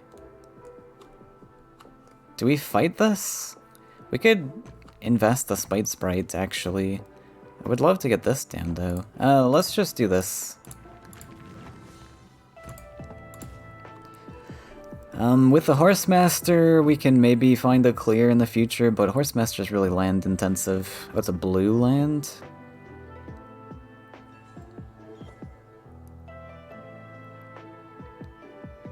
Am I about to get, banqueted?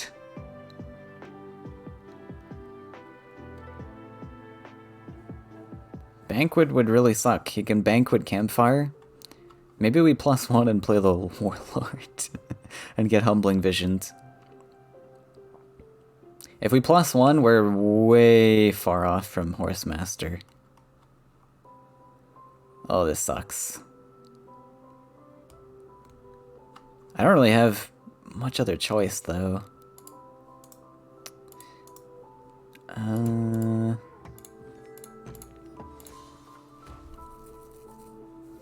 Let's just hope to top deck some better combat creature in the future.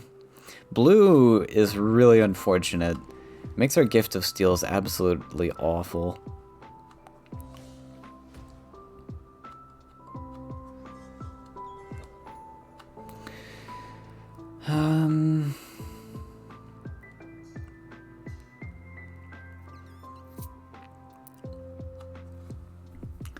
What else do we have? Kobold Barracks missing in the list? Perhaps?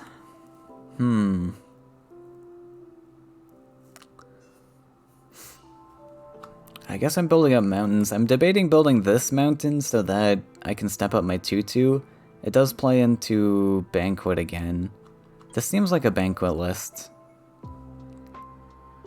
He has to invest a lot into it though, and we got another creature established now. I think it would be fine. Maybe we can threaten, we can pretend that we have Cypher's Wrath in hand. And that's our only hope.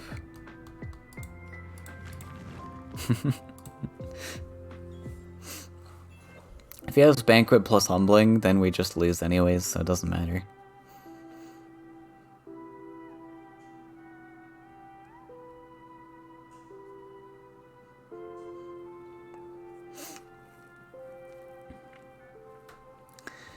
I guess Flame Spitter is another answer. We do have 3 of them in the list, so if this gets...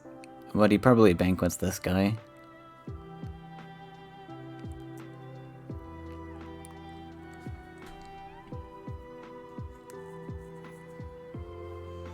Double Gift of Steel in hand. So bad. If he doesn't end up stepping up, Horsemaster's maybe reasonable. We're getting outvalued so much in collections, though.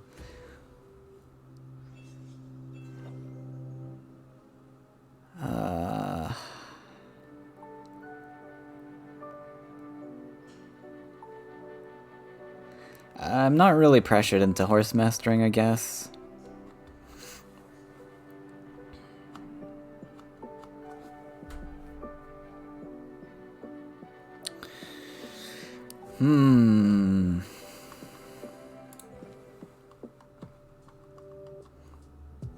Like, we could just naturally step up. I guess if we naturally step up, then he always takes the collection, though. But we can also threaten the Horsemaster on the 4-5, right? We could even play this. No, we don't want to play that into that. We don't want to play this into this either. Oh, everything's bad. Well, Brute's not terrible, I guess.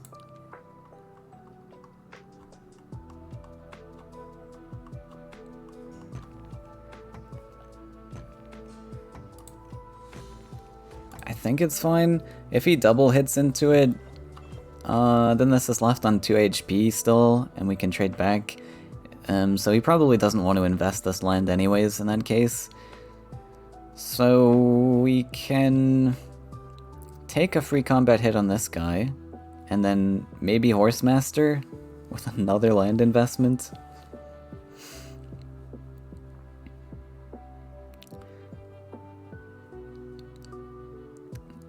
We probably don't even do that much.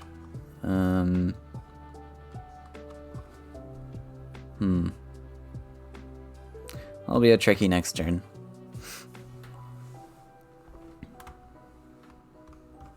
Right, we have Bomb Slinger in the list as well. Oh, our mountain placements are awful.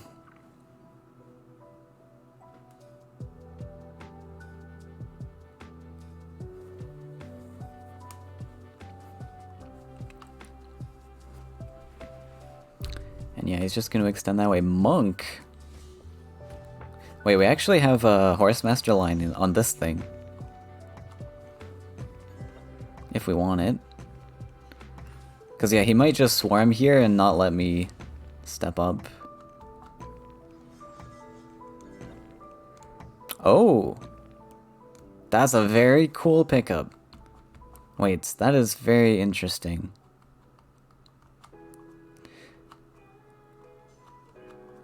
Do we even Horsemaster? Wait, we want to maybe Gift of Steel this, right? To take this? We can only play these 2 things then. So let's maybe set it up like this. We can sidestep to threaten Horsemaster next turn. We'll play the Spitter, we'll play the Gift, and maybe a +1 here.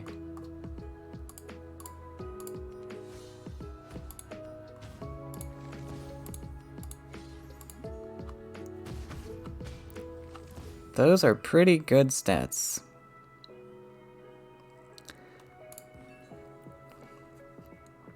And we keep the 2/2 here because he does still have a campfire in hand from the Outland Ranger. So we don't want to give him free value trades. But now this is actually even cooler because if the Wandering Monk steps up here, for example, we get to Horsemaster and collect. Very cool.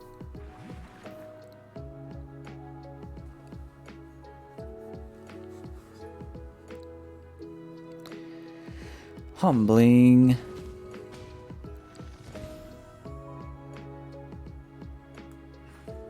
Another Darkstalker.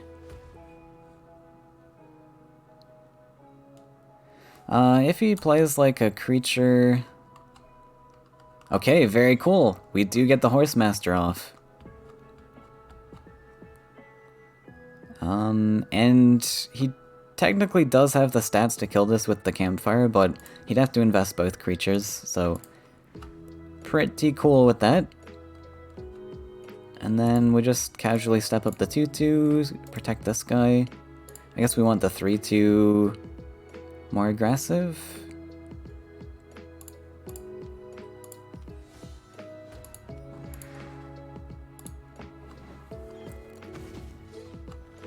Okay, awkward the attack buff went there, but that's fine. Our opponent has 12 Faeria. Yeah, I actually don't think we ever win this. I don't know how I'm winning this. Our list is just so absurdly expensive.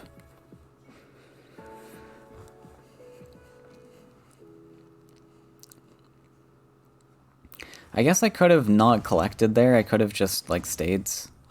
That was one option. If he invests the land here, that's fine. I guess he wanted this neutral anyways.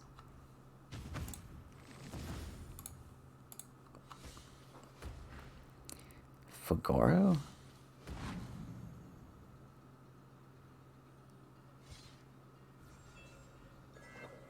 Plays around Horsemaster? Nice. Well, everything is awful. This might just be a surrender, to be honest. I don't see any possible wins here.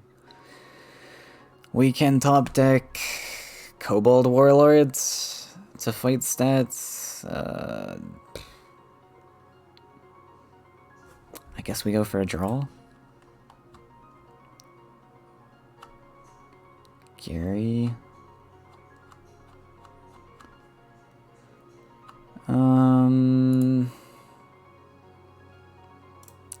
Step.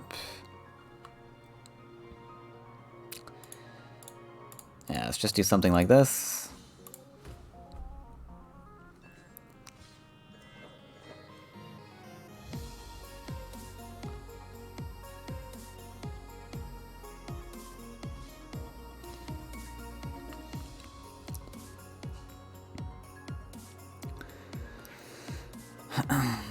So free hit. We do get to Bomb Slinger.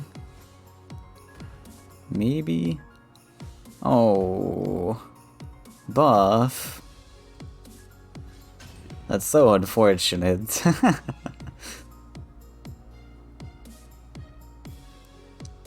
We have access to Garridan, but it's an awful Garridan. Garridan just doesn't accomplish anything here. It accomplishes something, maybe? We'd have to take another face slap. We would have to +1. We would have to take this hit with the Brigand. And then this monk just doesn't die. And we don't have any answers to it. Love it. We have Gift of Steel. Oh my god, that campfire is so annoying. I don't need +1. Oh yeah, I collect anyways.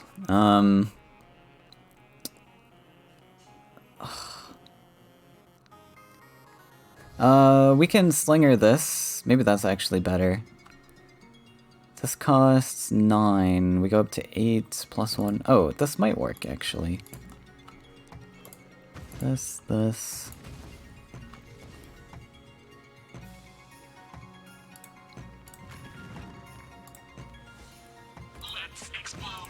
Alright, I guess that's not a terrible line.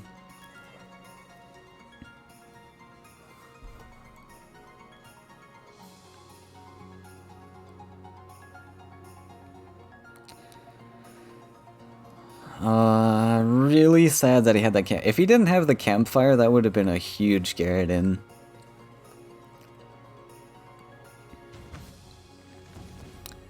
Let's just hope no Ninja Toad. I doubt he's running Ninja Toad if he's playing all these neutrals.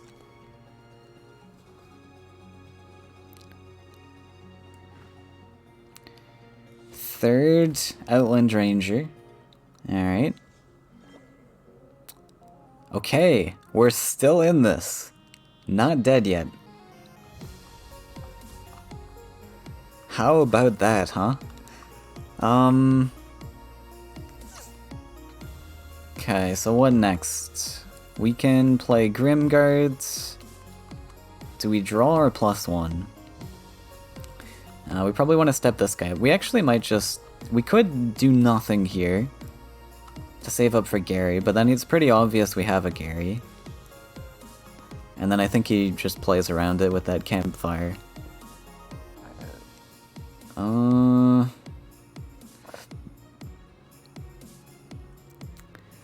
We step up the 5-3. This 5-3 is never getting to face. We could just slot him in a double collection spot.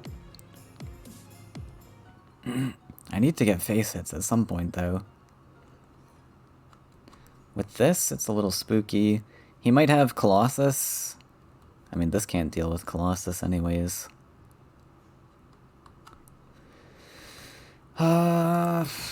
Such a hard turn.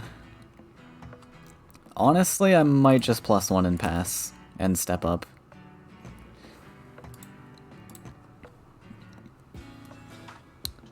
Even though it's kind of telling we have Garrison, I think it's fine. Because I don't really want to be doing much else anyways. And also, this is a taunt anyways. We can play this if he plays something. Worst case. But if it's a Colossus, this can't deal with it. I might be forced to playing Gary into Colossus anyways.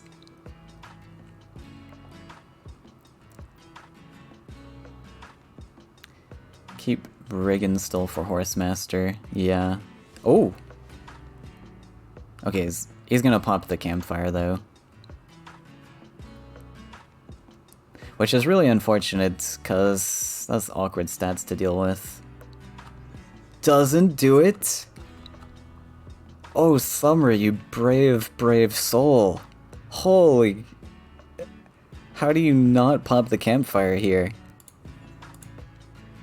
Unfortunate I didn't build the center mountain now, but this mountain's better in the future for stuff. So do we go for collection spot, or do we threaten this spot? I think we actually threaten.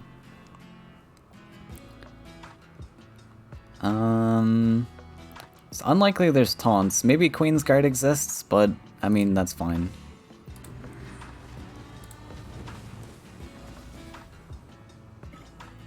And he just surrenders! Wow, I can't believe it. We just won with our second starter deck.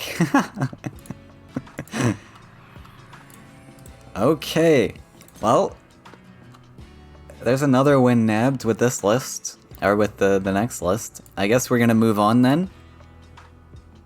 We'll keep going till we lose. So, I mean, maybe we'll only play the ones that look playable, because the green list is just awful. I think this one is playable, maybe? Let's take a look. We do have Soul Drains, only 2 of them.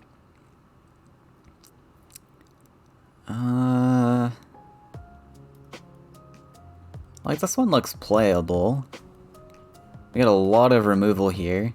A little bit expensive for a rush list. I guess that's fine. Flash one's unfortunate. This is now 3 deserts. We got training in here? For some reason?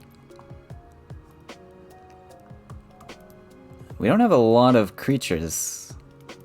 Let's see, we got this guy. 3 fanatics, why? Maybe we even play this mid-range? No, that wouldn't make sense. 3 fanatics. Gross.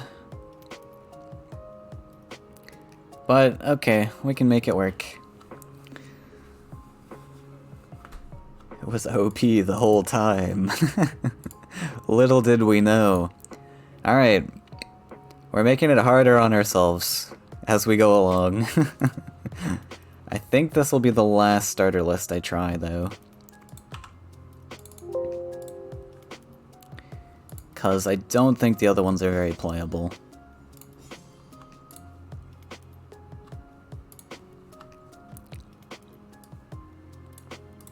Deadly Crusades. Alright. Let's try it. I suppose we technically didn't get to see these actual starter lists, but... There was a tournament in the past where we had a starter tournament. I think you guys have seen it before. Bam, sir! How dare you snipe me?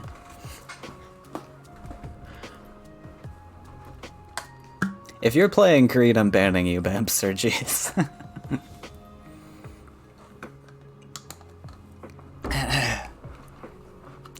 But if you're not playing green, then it's okay. We will get rid of this.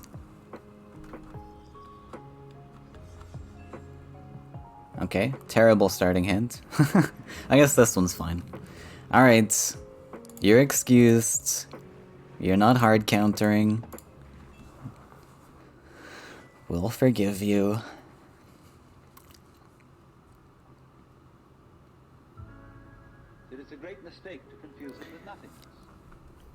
So we got 3 of these guys. Wait, Nat? Oh. Seriously?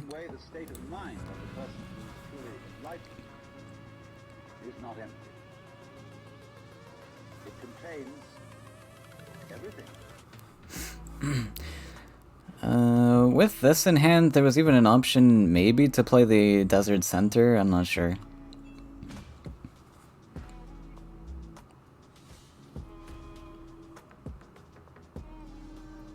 Oh, draw me cards, thank you.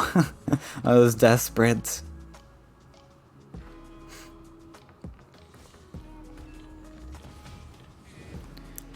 So we might...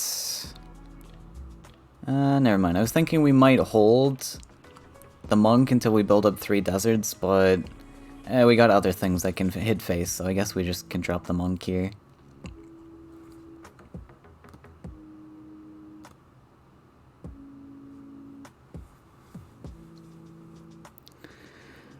And hope for a soul drain, maybe. If this guy wants to value trades. I don't think he wants to invest... Wait. Oh, did he not... Wait, did he not build a land this turn? Oh, I guess not.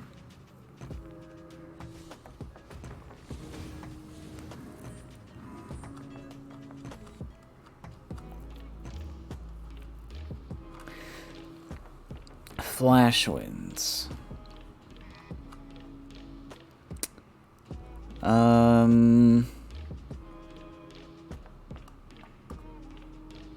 Not much I can really do with that. Trying to think about taking over a well or something, but I don't think it's gonna happen. It's gonna be really, really tough.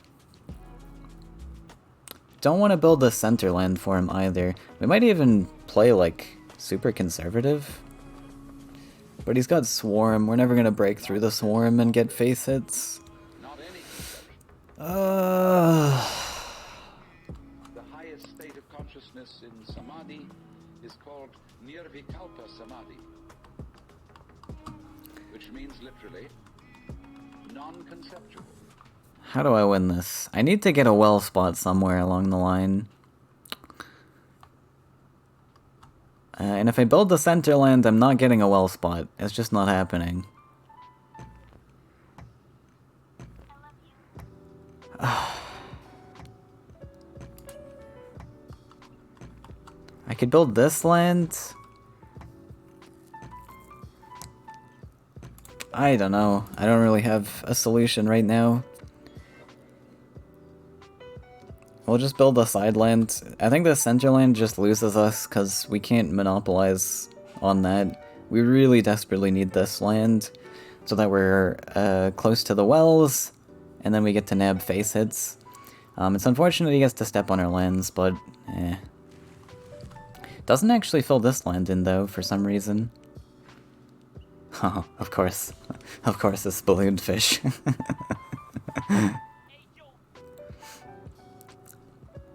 I think you want to scoop the gnats, maybe? But maybe not.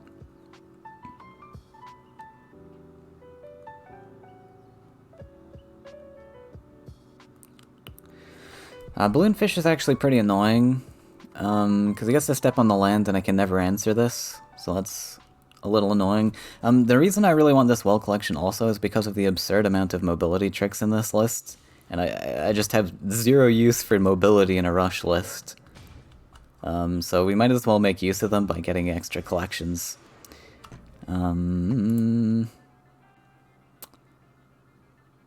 So, for some reason he gave us a free land to step on. I mean, I'll take it. I really would love to have a Demon Wing in this spot. But we could just take the Monk to value hit this. And then Follower.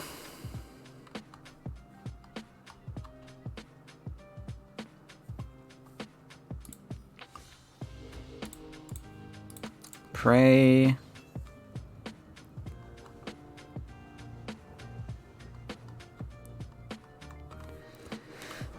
Now, question is, do we get rid of this guy? We could even flash win this guy away. We've got triple Fanatics coming in our future. So we spend 2 Faeria to remove this, or just get this out of the way.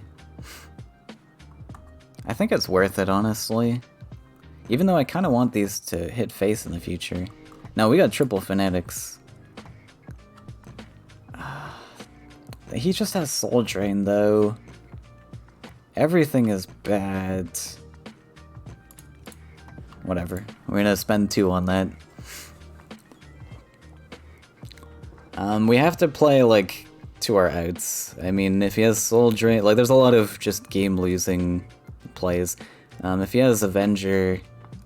I mean, we don't... Avenger's actually fine. We have Nightmare in the list. Merchant's pretty fine. Merchant's actually kind of helpful. It means I don't have to play Origin Fanatic. I mean, Fanatic's not bad, I guess. I guess Fanatic's better than Merchant cards.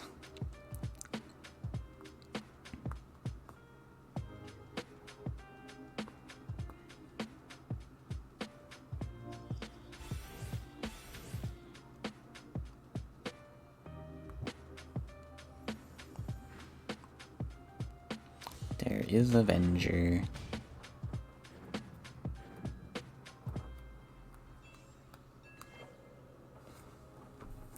So we need a top deck Nightmare or lose. Alright. Please don't queue into me, Bamster.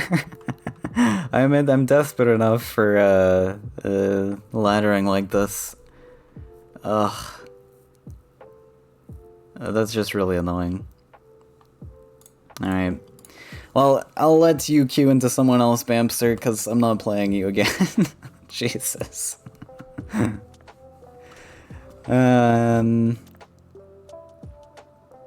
Avenger kind of hard counters if I don't top deck Nightmare.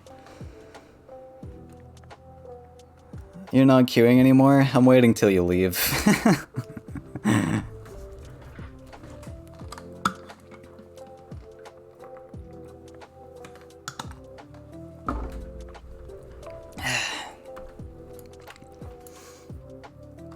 Okay, we'll play one more time with this, and then we'll give up.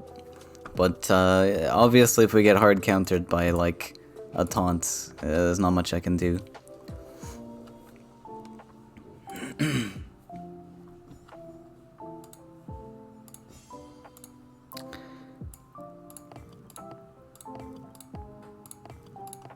Let's take a look at what else exists. Yeah, this one was trash. What was this one?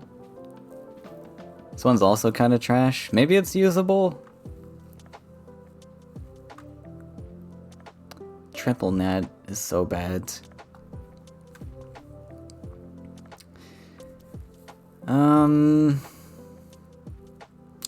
We could try it for like a final match of the day. I mean, we'll go one more with the Deadly Crusade. This one actually has triple soul drains. Not bad. Maybe this one is functional actually. It does have champion. It's pretty good. So we'll try that one. I think that's the last functional deck. These two are unplayable.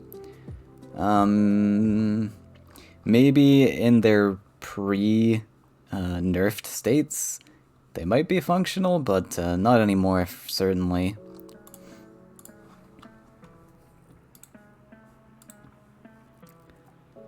Alright, Bamster, if you're not queuing, we'll queue again.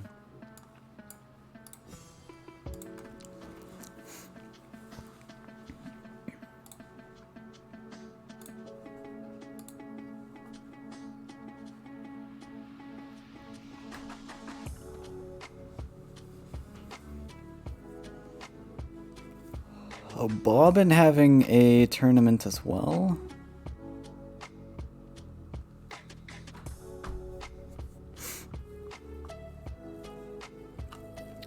Bobbin having a tournament on March 4th. With prize money. Very generous, Bobbin. March 4th. Am I free March 4th? I believe so. But I think the Bobbin tournament, Bobbin really wants everyone to play his decks only. I don't know if we'll be able to bear that.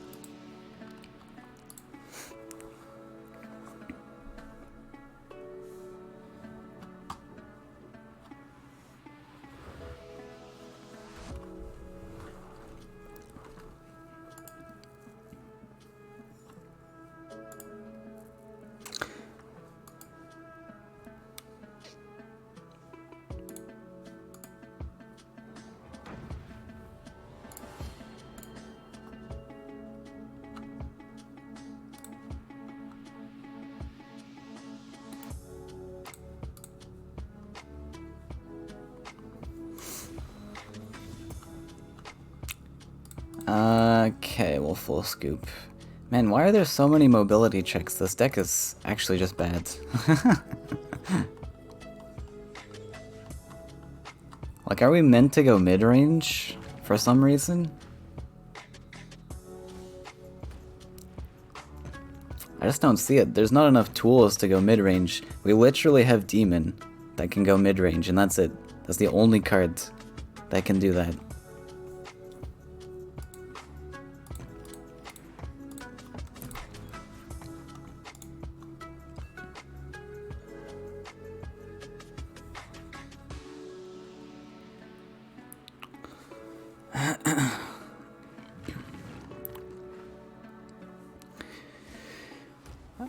Brigand. Oh, top deck the prayer. Man, Yellow Rush is so slow nowadays. Having to build up all these deserts into prayer.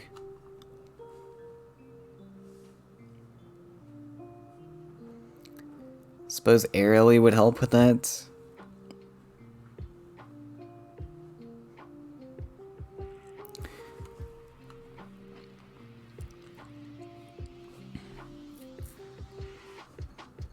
Oh. Axe Grinder is really brutal. We can't Shaitan Demon anymore. Oh wow, that's a good pickup. That's a really good pickup.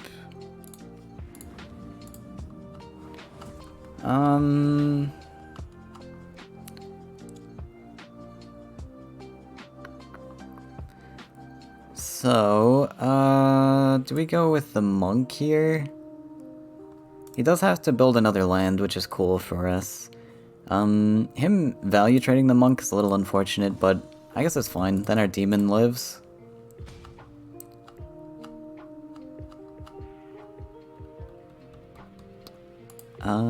Yeah, we'll just dump this. I could have gone for a collection, I guess, but... And I play into Ground Shaker, I guess.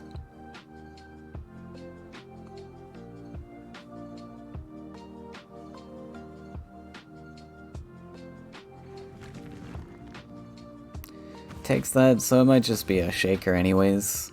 Or Wrath works too. At least we have Follower. Oh, no follow-up. Oh, that's very good then. And we can even drop a Fanatic here by getting a collection.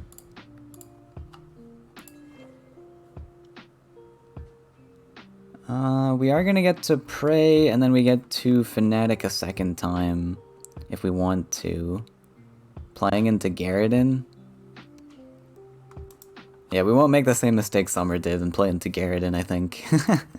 We'll only play the one.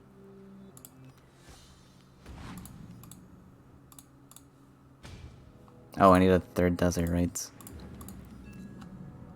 Right. That was a bit of a mistake. I should have put the 3-2 on the land.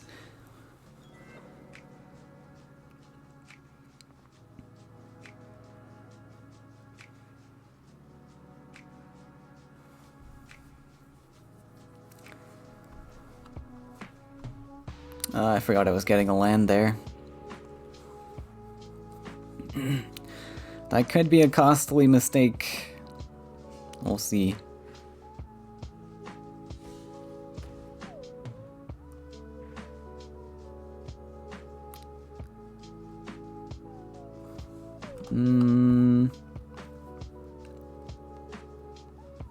Flameburst the Fanatic. Wow, okay. Top deck's choking. We'll see what we get from Prayer. 5-5. We'll draw? Well, I have no answers to a 1-1. That's, certainly something.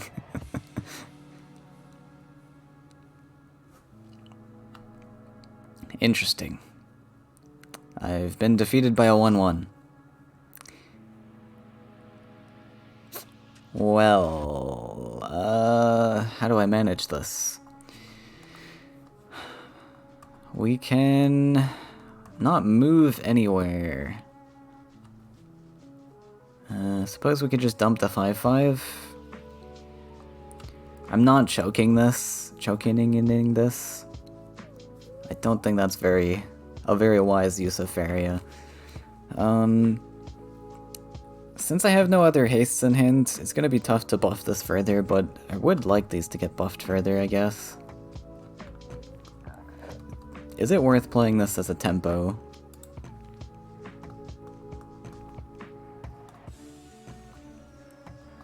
You know, honestly, I'm just gonna play this. I'm gonna play everything here.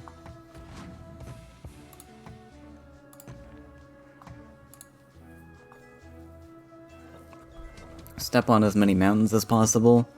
There was an option to go onto the well spot here, I guess, but...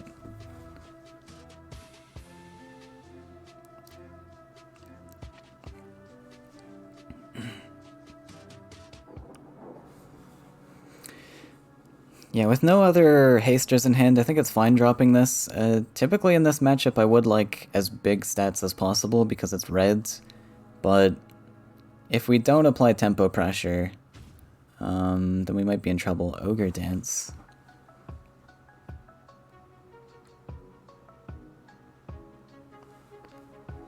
Ground Shaker? Okay, it's not Ground Shaker. That's good. Okay, well. Less good.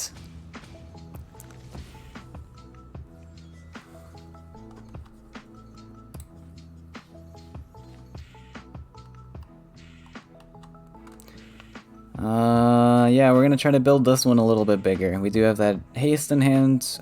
We can be patient, hopefully. And get a collection with this Wind Soldier, go face. Yeah, I guess he just stays on my desert.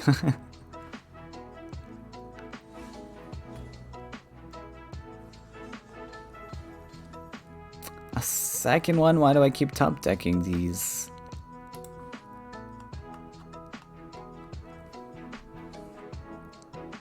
I don't have sustainable pressure is the unfortunate bit.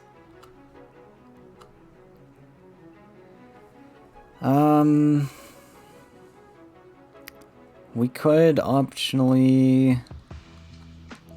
I don't have enough Faeria to really do too much here. We can, like... If we hit face, he's on 9. Yeah, just keep passing, I guess. It's just gonna give him more chances to play more stuff, but... I don't have many options. Oh, did he find the lethal? Fine. Oh, no lethal?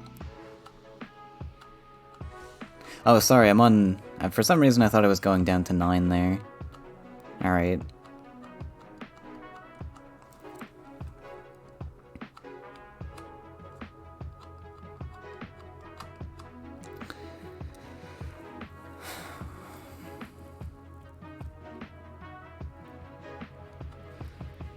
So we can Soul Drain, Wind Soldier, that costs 5. Kinda want this guy to step up one more time. And then I maybe have something.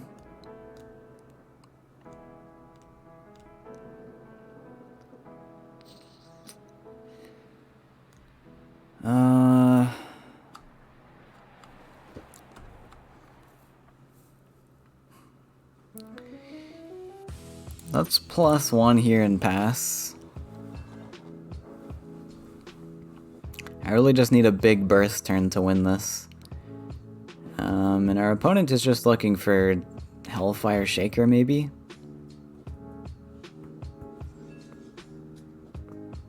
Just Flash Wind. We could potentially just keep +1ing.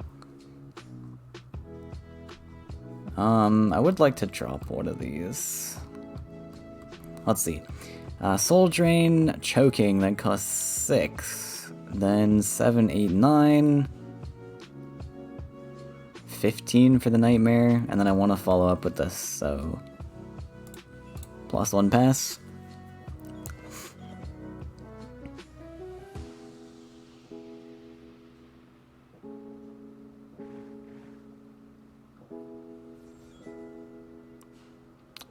Find a demon. Alright, well, we gotta go in now, I guess. Choking.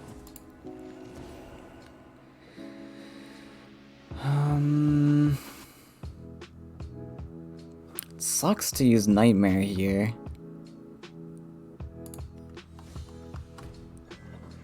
But I don't have that much of a choice, yeah.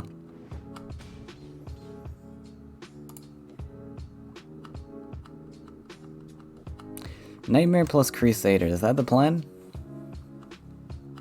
We do have double Flash Winds. I think it's just gonna be that. This, and +1 for top deck Nightmare. We got 2 Nightmares. Just played a game of Rogue Book again, kinda nice. Oh, nice. Yeah, I haven't played that game in such a long time. Have they updated it much? I haven't heard anything. Just dumps the Hellfire.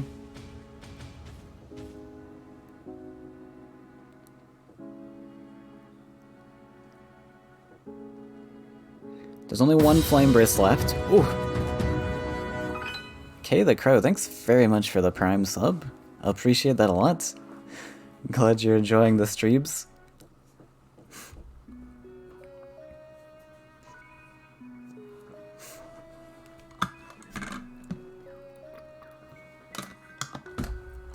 We have a very exciting next couple months. We've got 2 community tournaments coming up, and I think Yeah, and there's just going to be the regular 4 opens as well.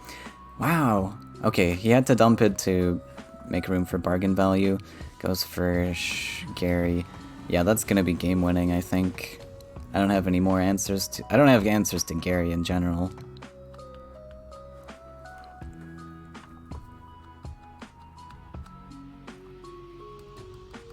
Now this guy can just zip here, and then we lose, so... yeah... not much I can do about that. We could try to get a 7/7 Crusader.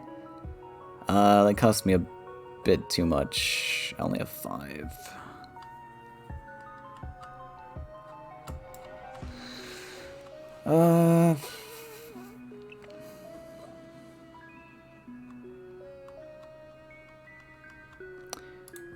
Let's just drop Shaitan, maybe? No? I don't know, we don't really have a win here. Let's see. If we drop Shaitan, we can Flash Wind Face. We'd have to Desert and block this guy. Maybe it's possible, like if there's no Flame Burst or anything in hand, so we play to that out, potentially. But like, he just value trades this. And then what?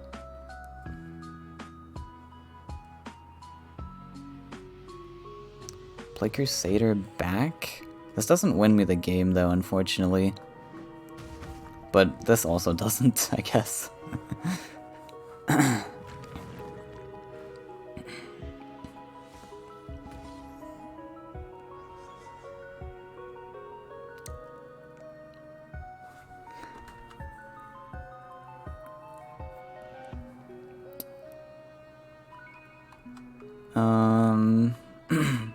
There's also nowhere where I could play this where I could Flash Wind Face anyways, though.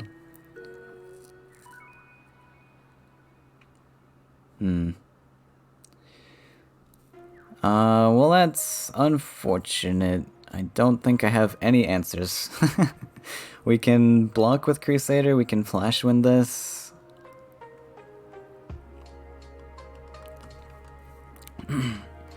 Block with Crusader.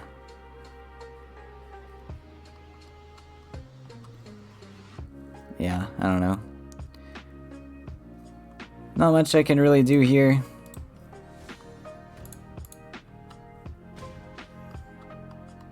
Was hoping to top deck a prayer, but yeah, whatever.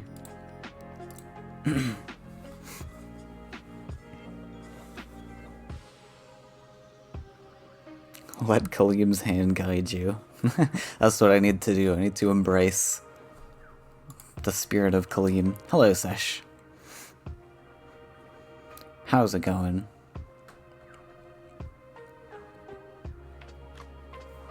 And that's gonna be game.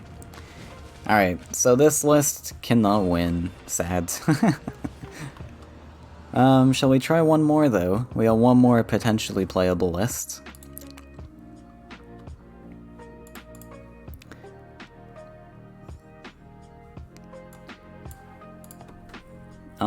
The big issue with this list is how much absurd amounts of mobility is in here for no reason. Absolutely no reason.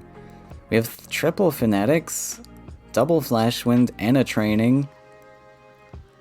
And this is just doesn't do anything. There's no purpose to mobility. I mean, you can have, like, a little bit of mobility, maybe. Sorry, not new deck. We're going to build the Sky Armada next. Revenge! Alright. So the rush list sucks.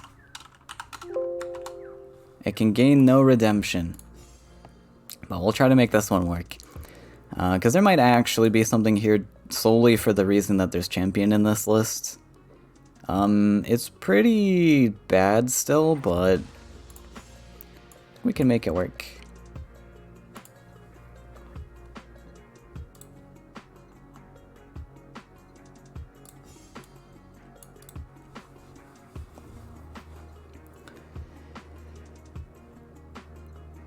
time to rank starter decks? Well, we 3-0'd with the green list, so there's gotta be something there, huh? I actually do think that the red starter is pretty good. Comparatively. I don't know, I mean, they all have, like, some advantages. The green list is definitely strong because, you just have stats, and that's all you really need at a lower playing level. Okay, does Annoying Gnat do anything at all?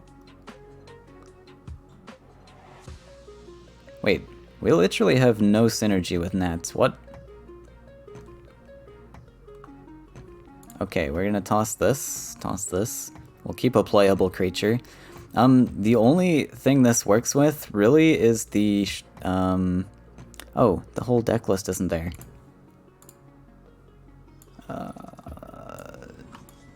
Is there missing cards? Or did I just forget to screenshot everything? There is the shrine in this list. Oh, look what we top decked. Hello. Isn't there? There's Aviary in this list. I guess I just didn't screenshot it properly. Alright.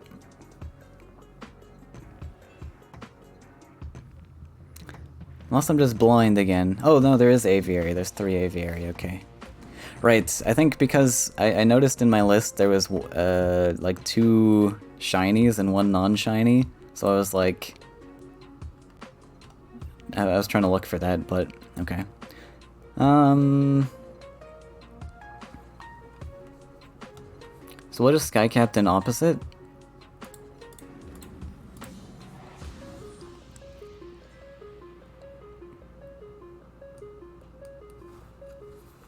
Sky Captain versus Sky Captain. And this thing's pretty sturdy to, like, Soul Drain and stuff. Okay. It's not sturdy to that.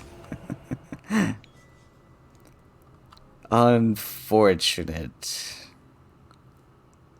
Huh. Well, GG, I guess. That's gonna be so difficult to come back from. Alright, what are our tricks? Oh, we have choking in this list. Wait, is this person playing the yellow starter? This isn't the yellow starter, this is like the advanced starter. I guess we'll build this one. And we'll play the 4-3 because it's resilient to Soul Drain.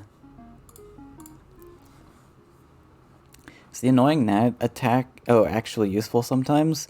Not in this list. I think it's absolutely useless in this list. But it does definitely have uses if you pair it up with Sacrifice. Back in the olden days when Golden Aviary used to give 2 attack, it was pretty good. Paired with the Gnat, because you just get like infinite 3-1s. But now Aviary is only +1 attack. It's just kind of not worth it. Kaleem! We can dump Kaleem on the well spot here. Hopefully we don't get played into Spirit Theft. So with Aerially, he's obviously not playing this list. Yeah, Spirit Theft would really suck, but I think we'll just slap the Kaleem down.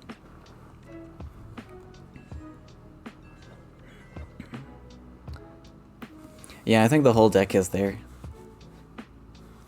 Yeah, Sacrifice is the point of Gnat, and then you also run Radiance with it.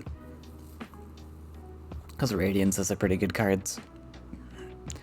So, I mean, Gnat in the right deck is, like, okay. It's not exceptional, but it's okay. In this list, I hope never to draw into it. If I do draw into it, then I am just bricking my hands. Dead card draw. Are we on Champion plus Spirit Theft? Champion plus Spirit Theft just wins him the game on the spot. We can surrender. Oh, it's Aviary? Well, Aviary is fine, I guess.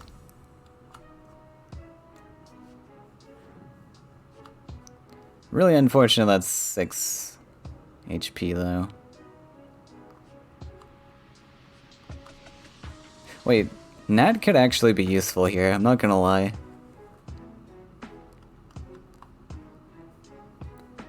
Cause we get the 1 damage to clean up this 7/6. And if he goes here, we Soul Drain.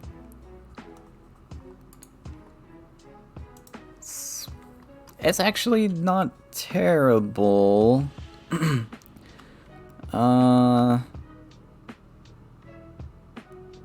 Yeah, I think we're gonna play the Nat here. We're gonna use it as a blocker to block my Demon Wing, I think. Does that make sense? Yeah, we'll do this and this. I'm really suspicious of this Aviary, though. Is this person actually playing this list, but just edited it slightly? Suspicious. And then, yeah, I expect this trade to happen, which we have a follow-up Soul Drain. It is a bit expensive investing the Nat, I guess, but... eh. He can be annoying, I guess. Oh dear.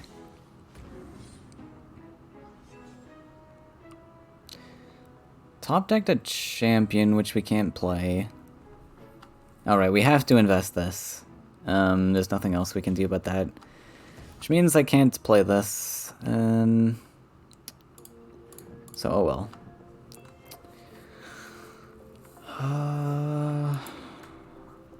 We're gonna invest this 5th desert, I think.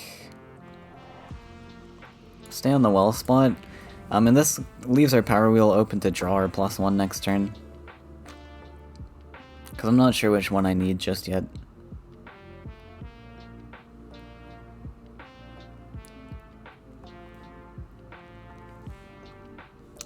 Oh, Pog. We get to become famous?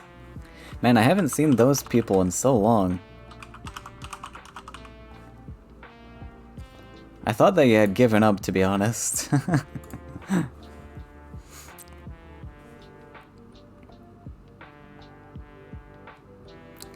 But I feel like there's no reason not to give up. Oh, actually that's because I blacklisted one of their words, I think. I think I blacklisted famous or something like that. They must have found a way around that, huh?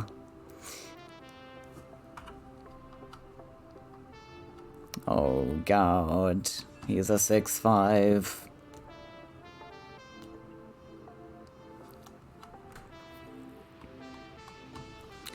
Okay, so this Nat was a horrible investment. Why did I play this? I guess it forced the trade here. I don't know, I could have just put the demon on left and not played this. This was super dumb. This card's so bad in this list. Anyways, I guess we're championing here. We can champion on right side, so Nat, where can you go that's useful? I guess just back here.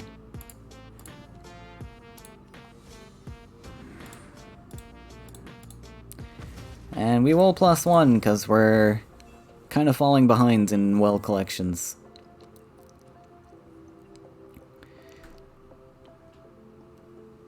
Pretty unlikely we win this. 9 Faeria up. We could probably surrender this, to be honest.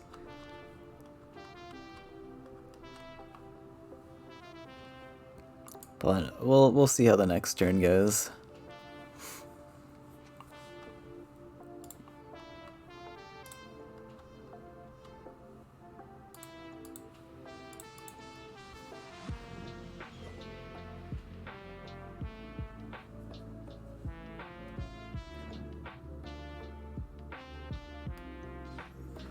Azurai?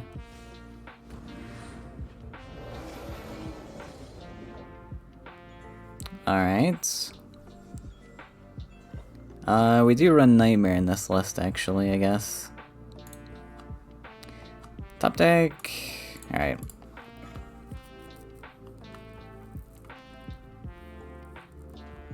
Alright, well I don't want to drop too far because I don't want to have to grind back up to rank 20. Oh, I don't actually need to care about my ranking. I won the last open, right? So I actually don't even need to care.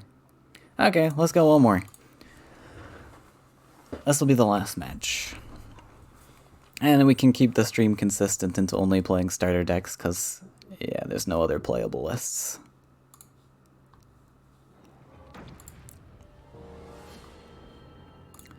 King Crispy.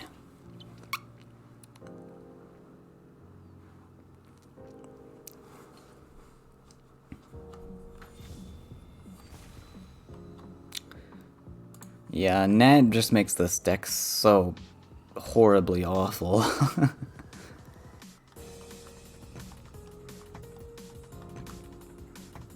Do we keep this Nightmare? How many creatures do we have to play? Not many, actually. And we don't really need Nightmare anyways, unless there's something like super late game.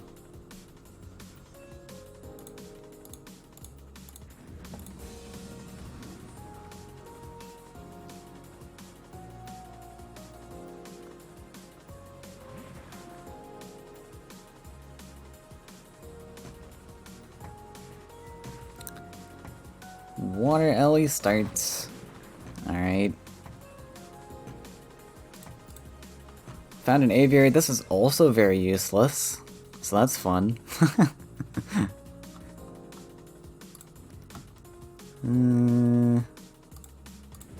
Yeah, so we're just gonna build up to champion lands then. Luckily we're against blue though, so our Demon Wing goes uncontested.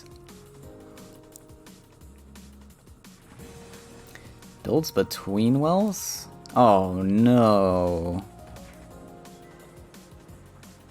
Not that thing. Okay, we've top decked that.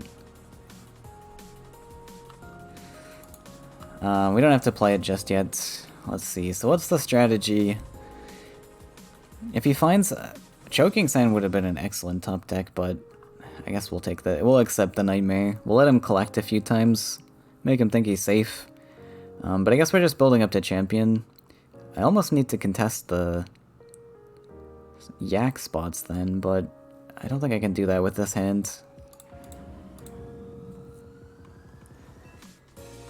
The net is actually annoying for us, true. How's the blue starter?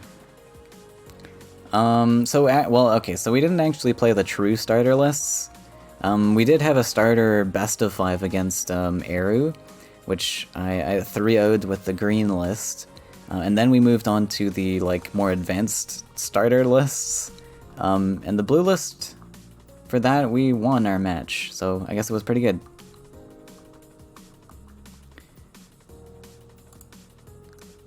Sky Captain.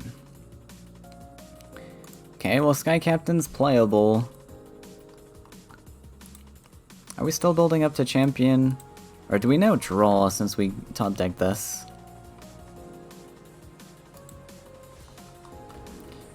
Because I have 0 answers. Like, champion... All champion does is it becomes a 5/5 on board that can fight stuff. What have you heard of... Wait, we can actually pop Nightmare here. Yeah, we could actually build up to champion. We can build up to champion, we Nightmare here, and then when we champion, we just move this guy out of collection, so then he stays as a 4/4, and we can test with the 5/5. But I gotta think about where I want my deserts to go. Probably don't want to go here. Do I want this? Sure, we'll go here.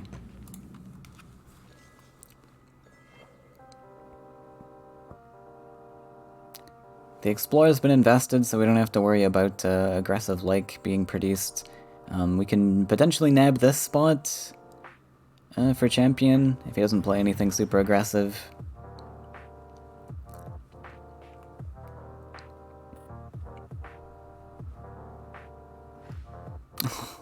Another one. Oh no. Okay, well... we could mess with his board order here.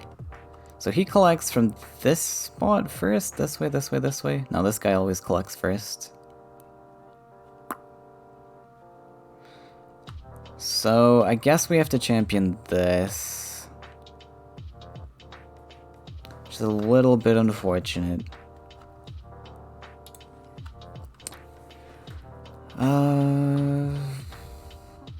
No other way to do this. Yeah, we have to deal with this before he buffs. So this champions... Oh, no, I don't have enough... Oh, I have to collect. Champion... In that case, what if we put champion on right side?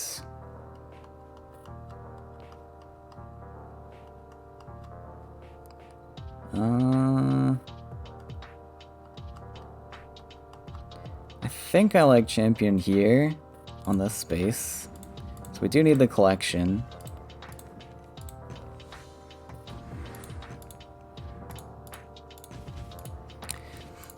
And this way we've got a collector on the left side anyways, so it's kind of fine. And we set up champion in a spot where we can collect and clear.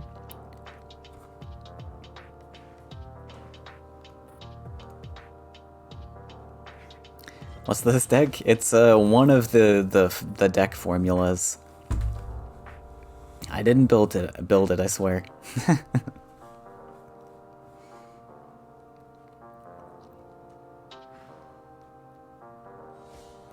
Another wisp. So we get a value trade now? Oh, let's go, 2/2 net.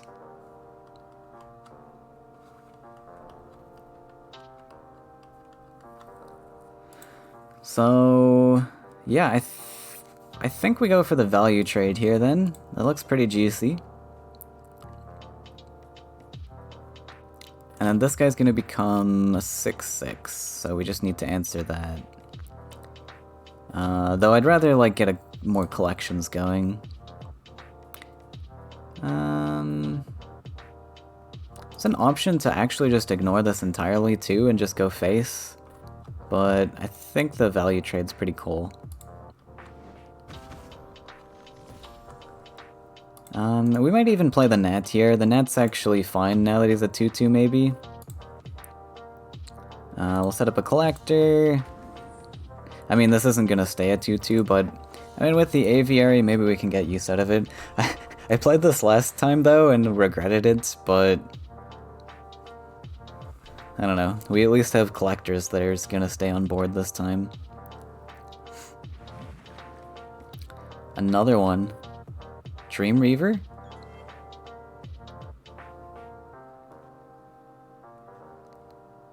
Oh gods, I don't think I have answers to Dream Reaver.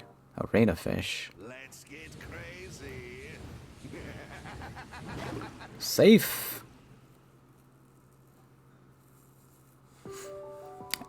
We have to value trade with our 2/2? That's insane.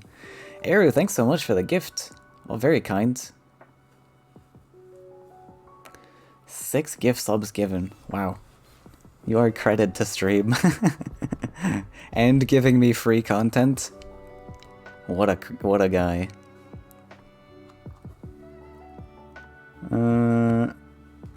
So we get several value trades. We can potentially even block the fish if we wish.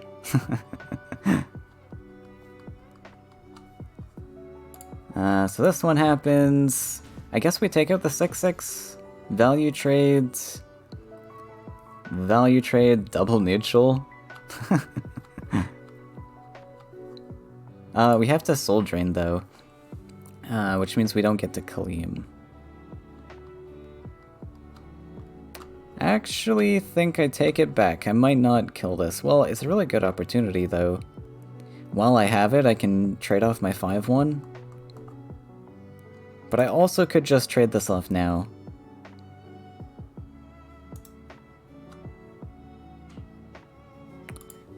Yeah, I want to develop the Kaleem, I think, and this doesn't really matter. But we'll take the trade while we have it. We will take value trades. I guess we don't take that value though, huh? Clean. Embrace the wild wind. I mean, I guess we do this. Yeah. So we just... Oh!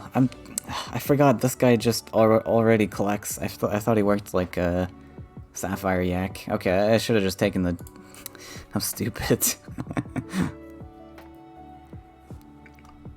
I don't see this card very often, okay? Yeah, so that was just a free value trade, but I thought that I could... I thought this guy had to collect. Okay. Fine.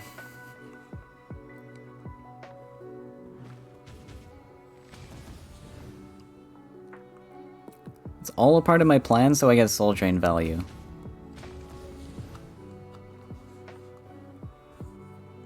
Wisp, my beloved.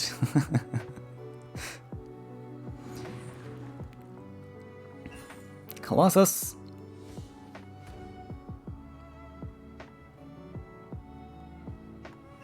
Wait, in range? Are you sure?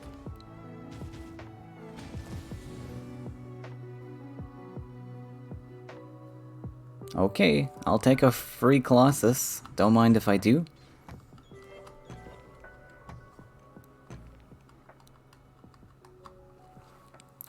It does require the Aviary to be played.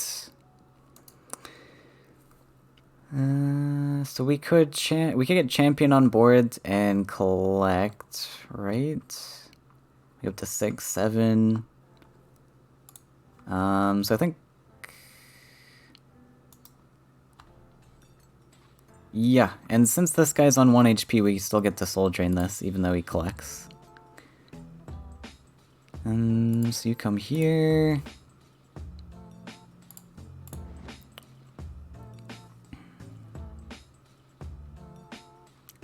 Champion on this space. Unfortunately we, yeah, this is fine. We still get to threaten the 7/7, I guess. Oh, where am I putting Aviary? Maybe we actually put you here.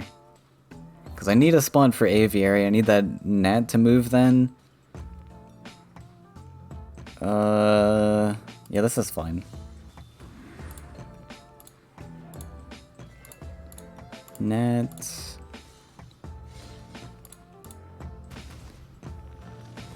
And then we'll just stay standing here because he's got to take this hit. I guess. I guess we could have stepped onto the lake.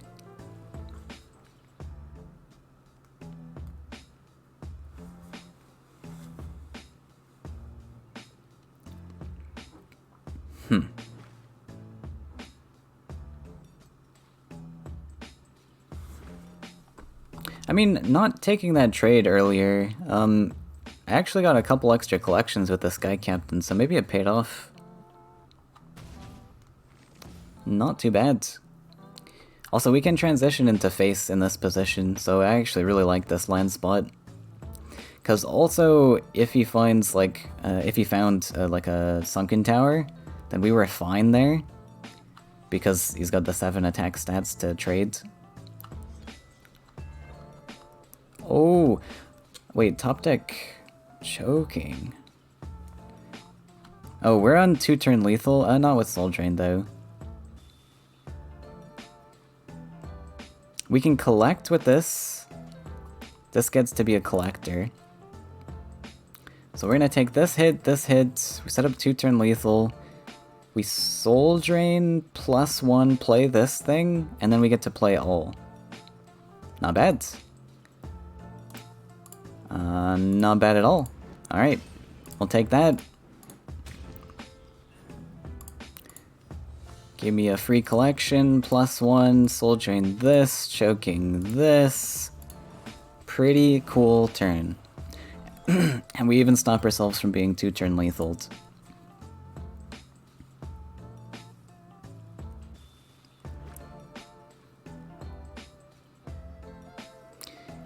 And I think this net once again did 0 things for us. Oh? Is that an answer?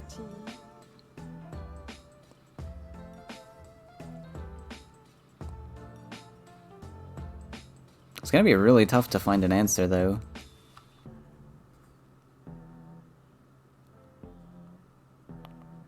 I guess if there's, like, command... He just needs, like, 2 commands. 1 to kill off the gnat next turn, but he's only got 1 card in hand. That was a mistake.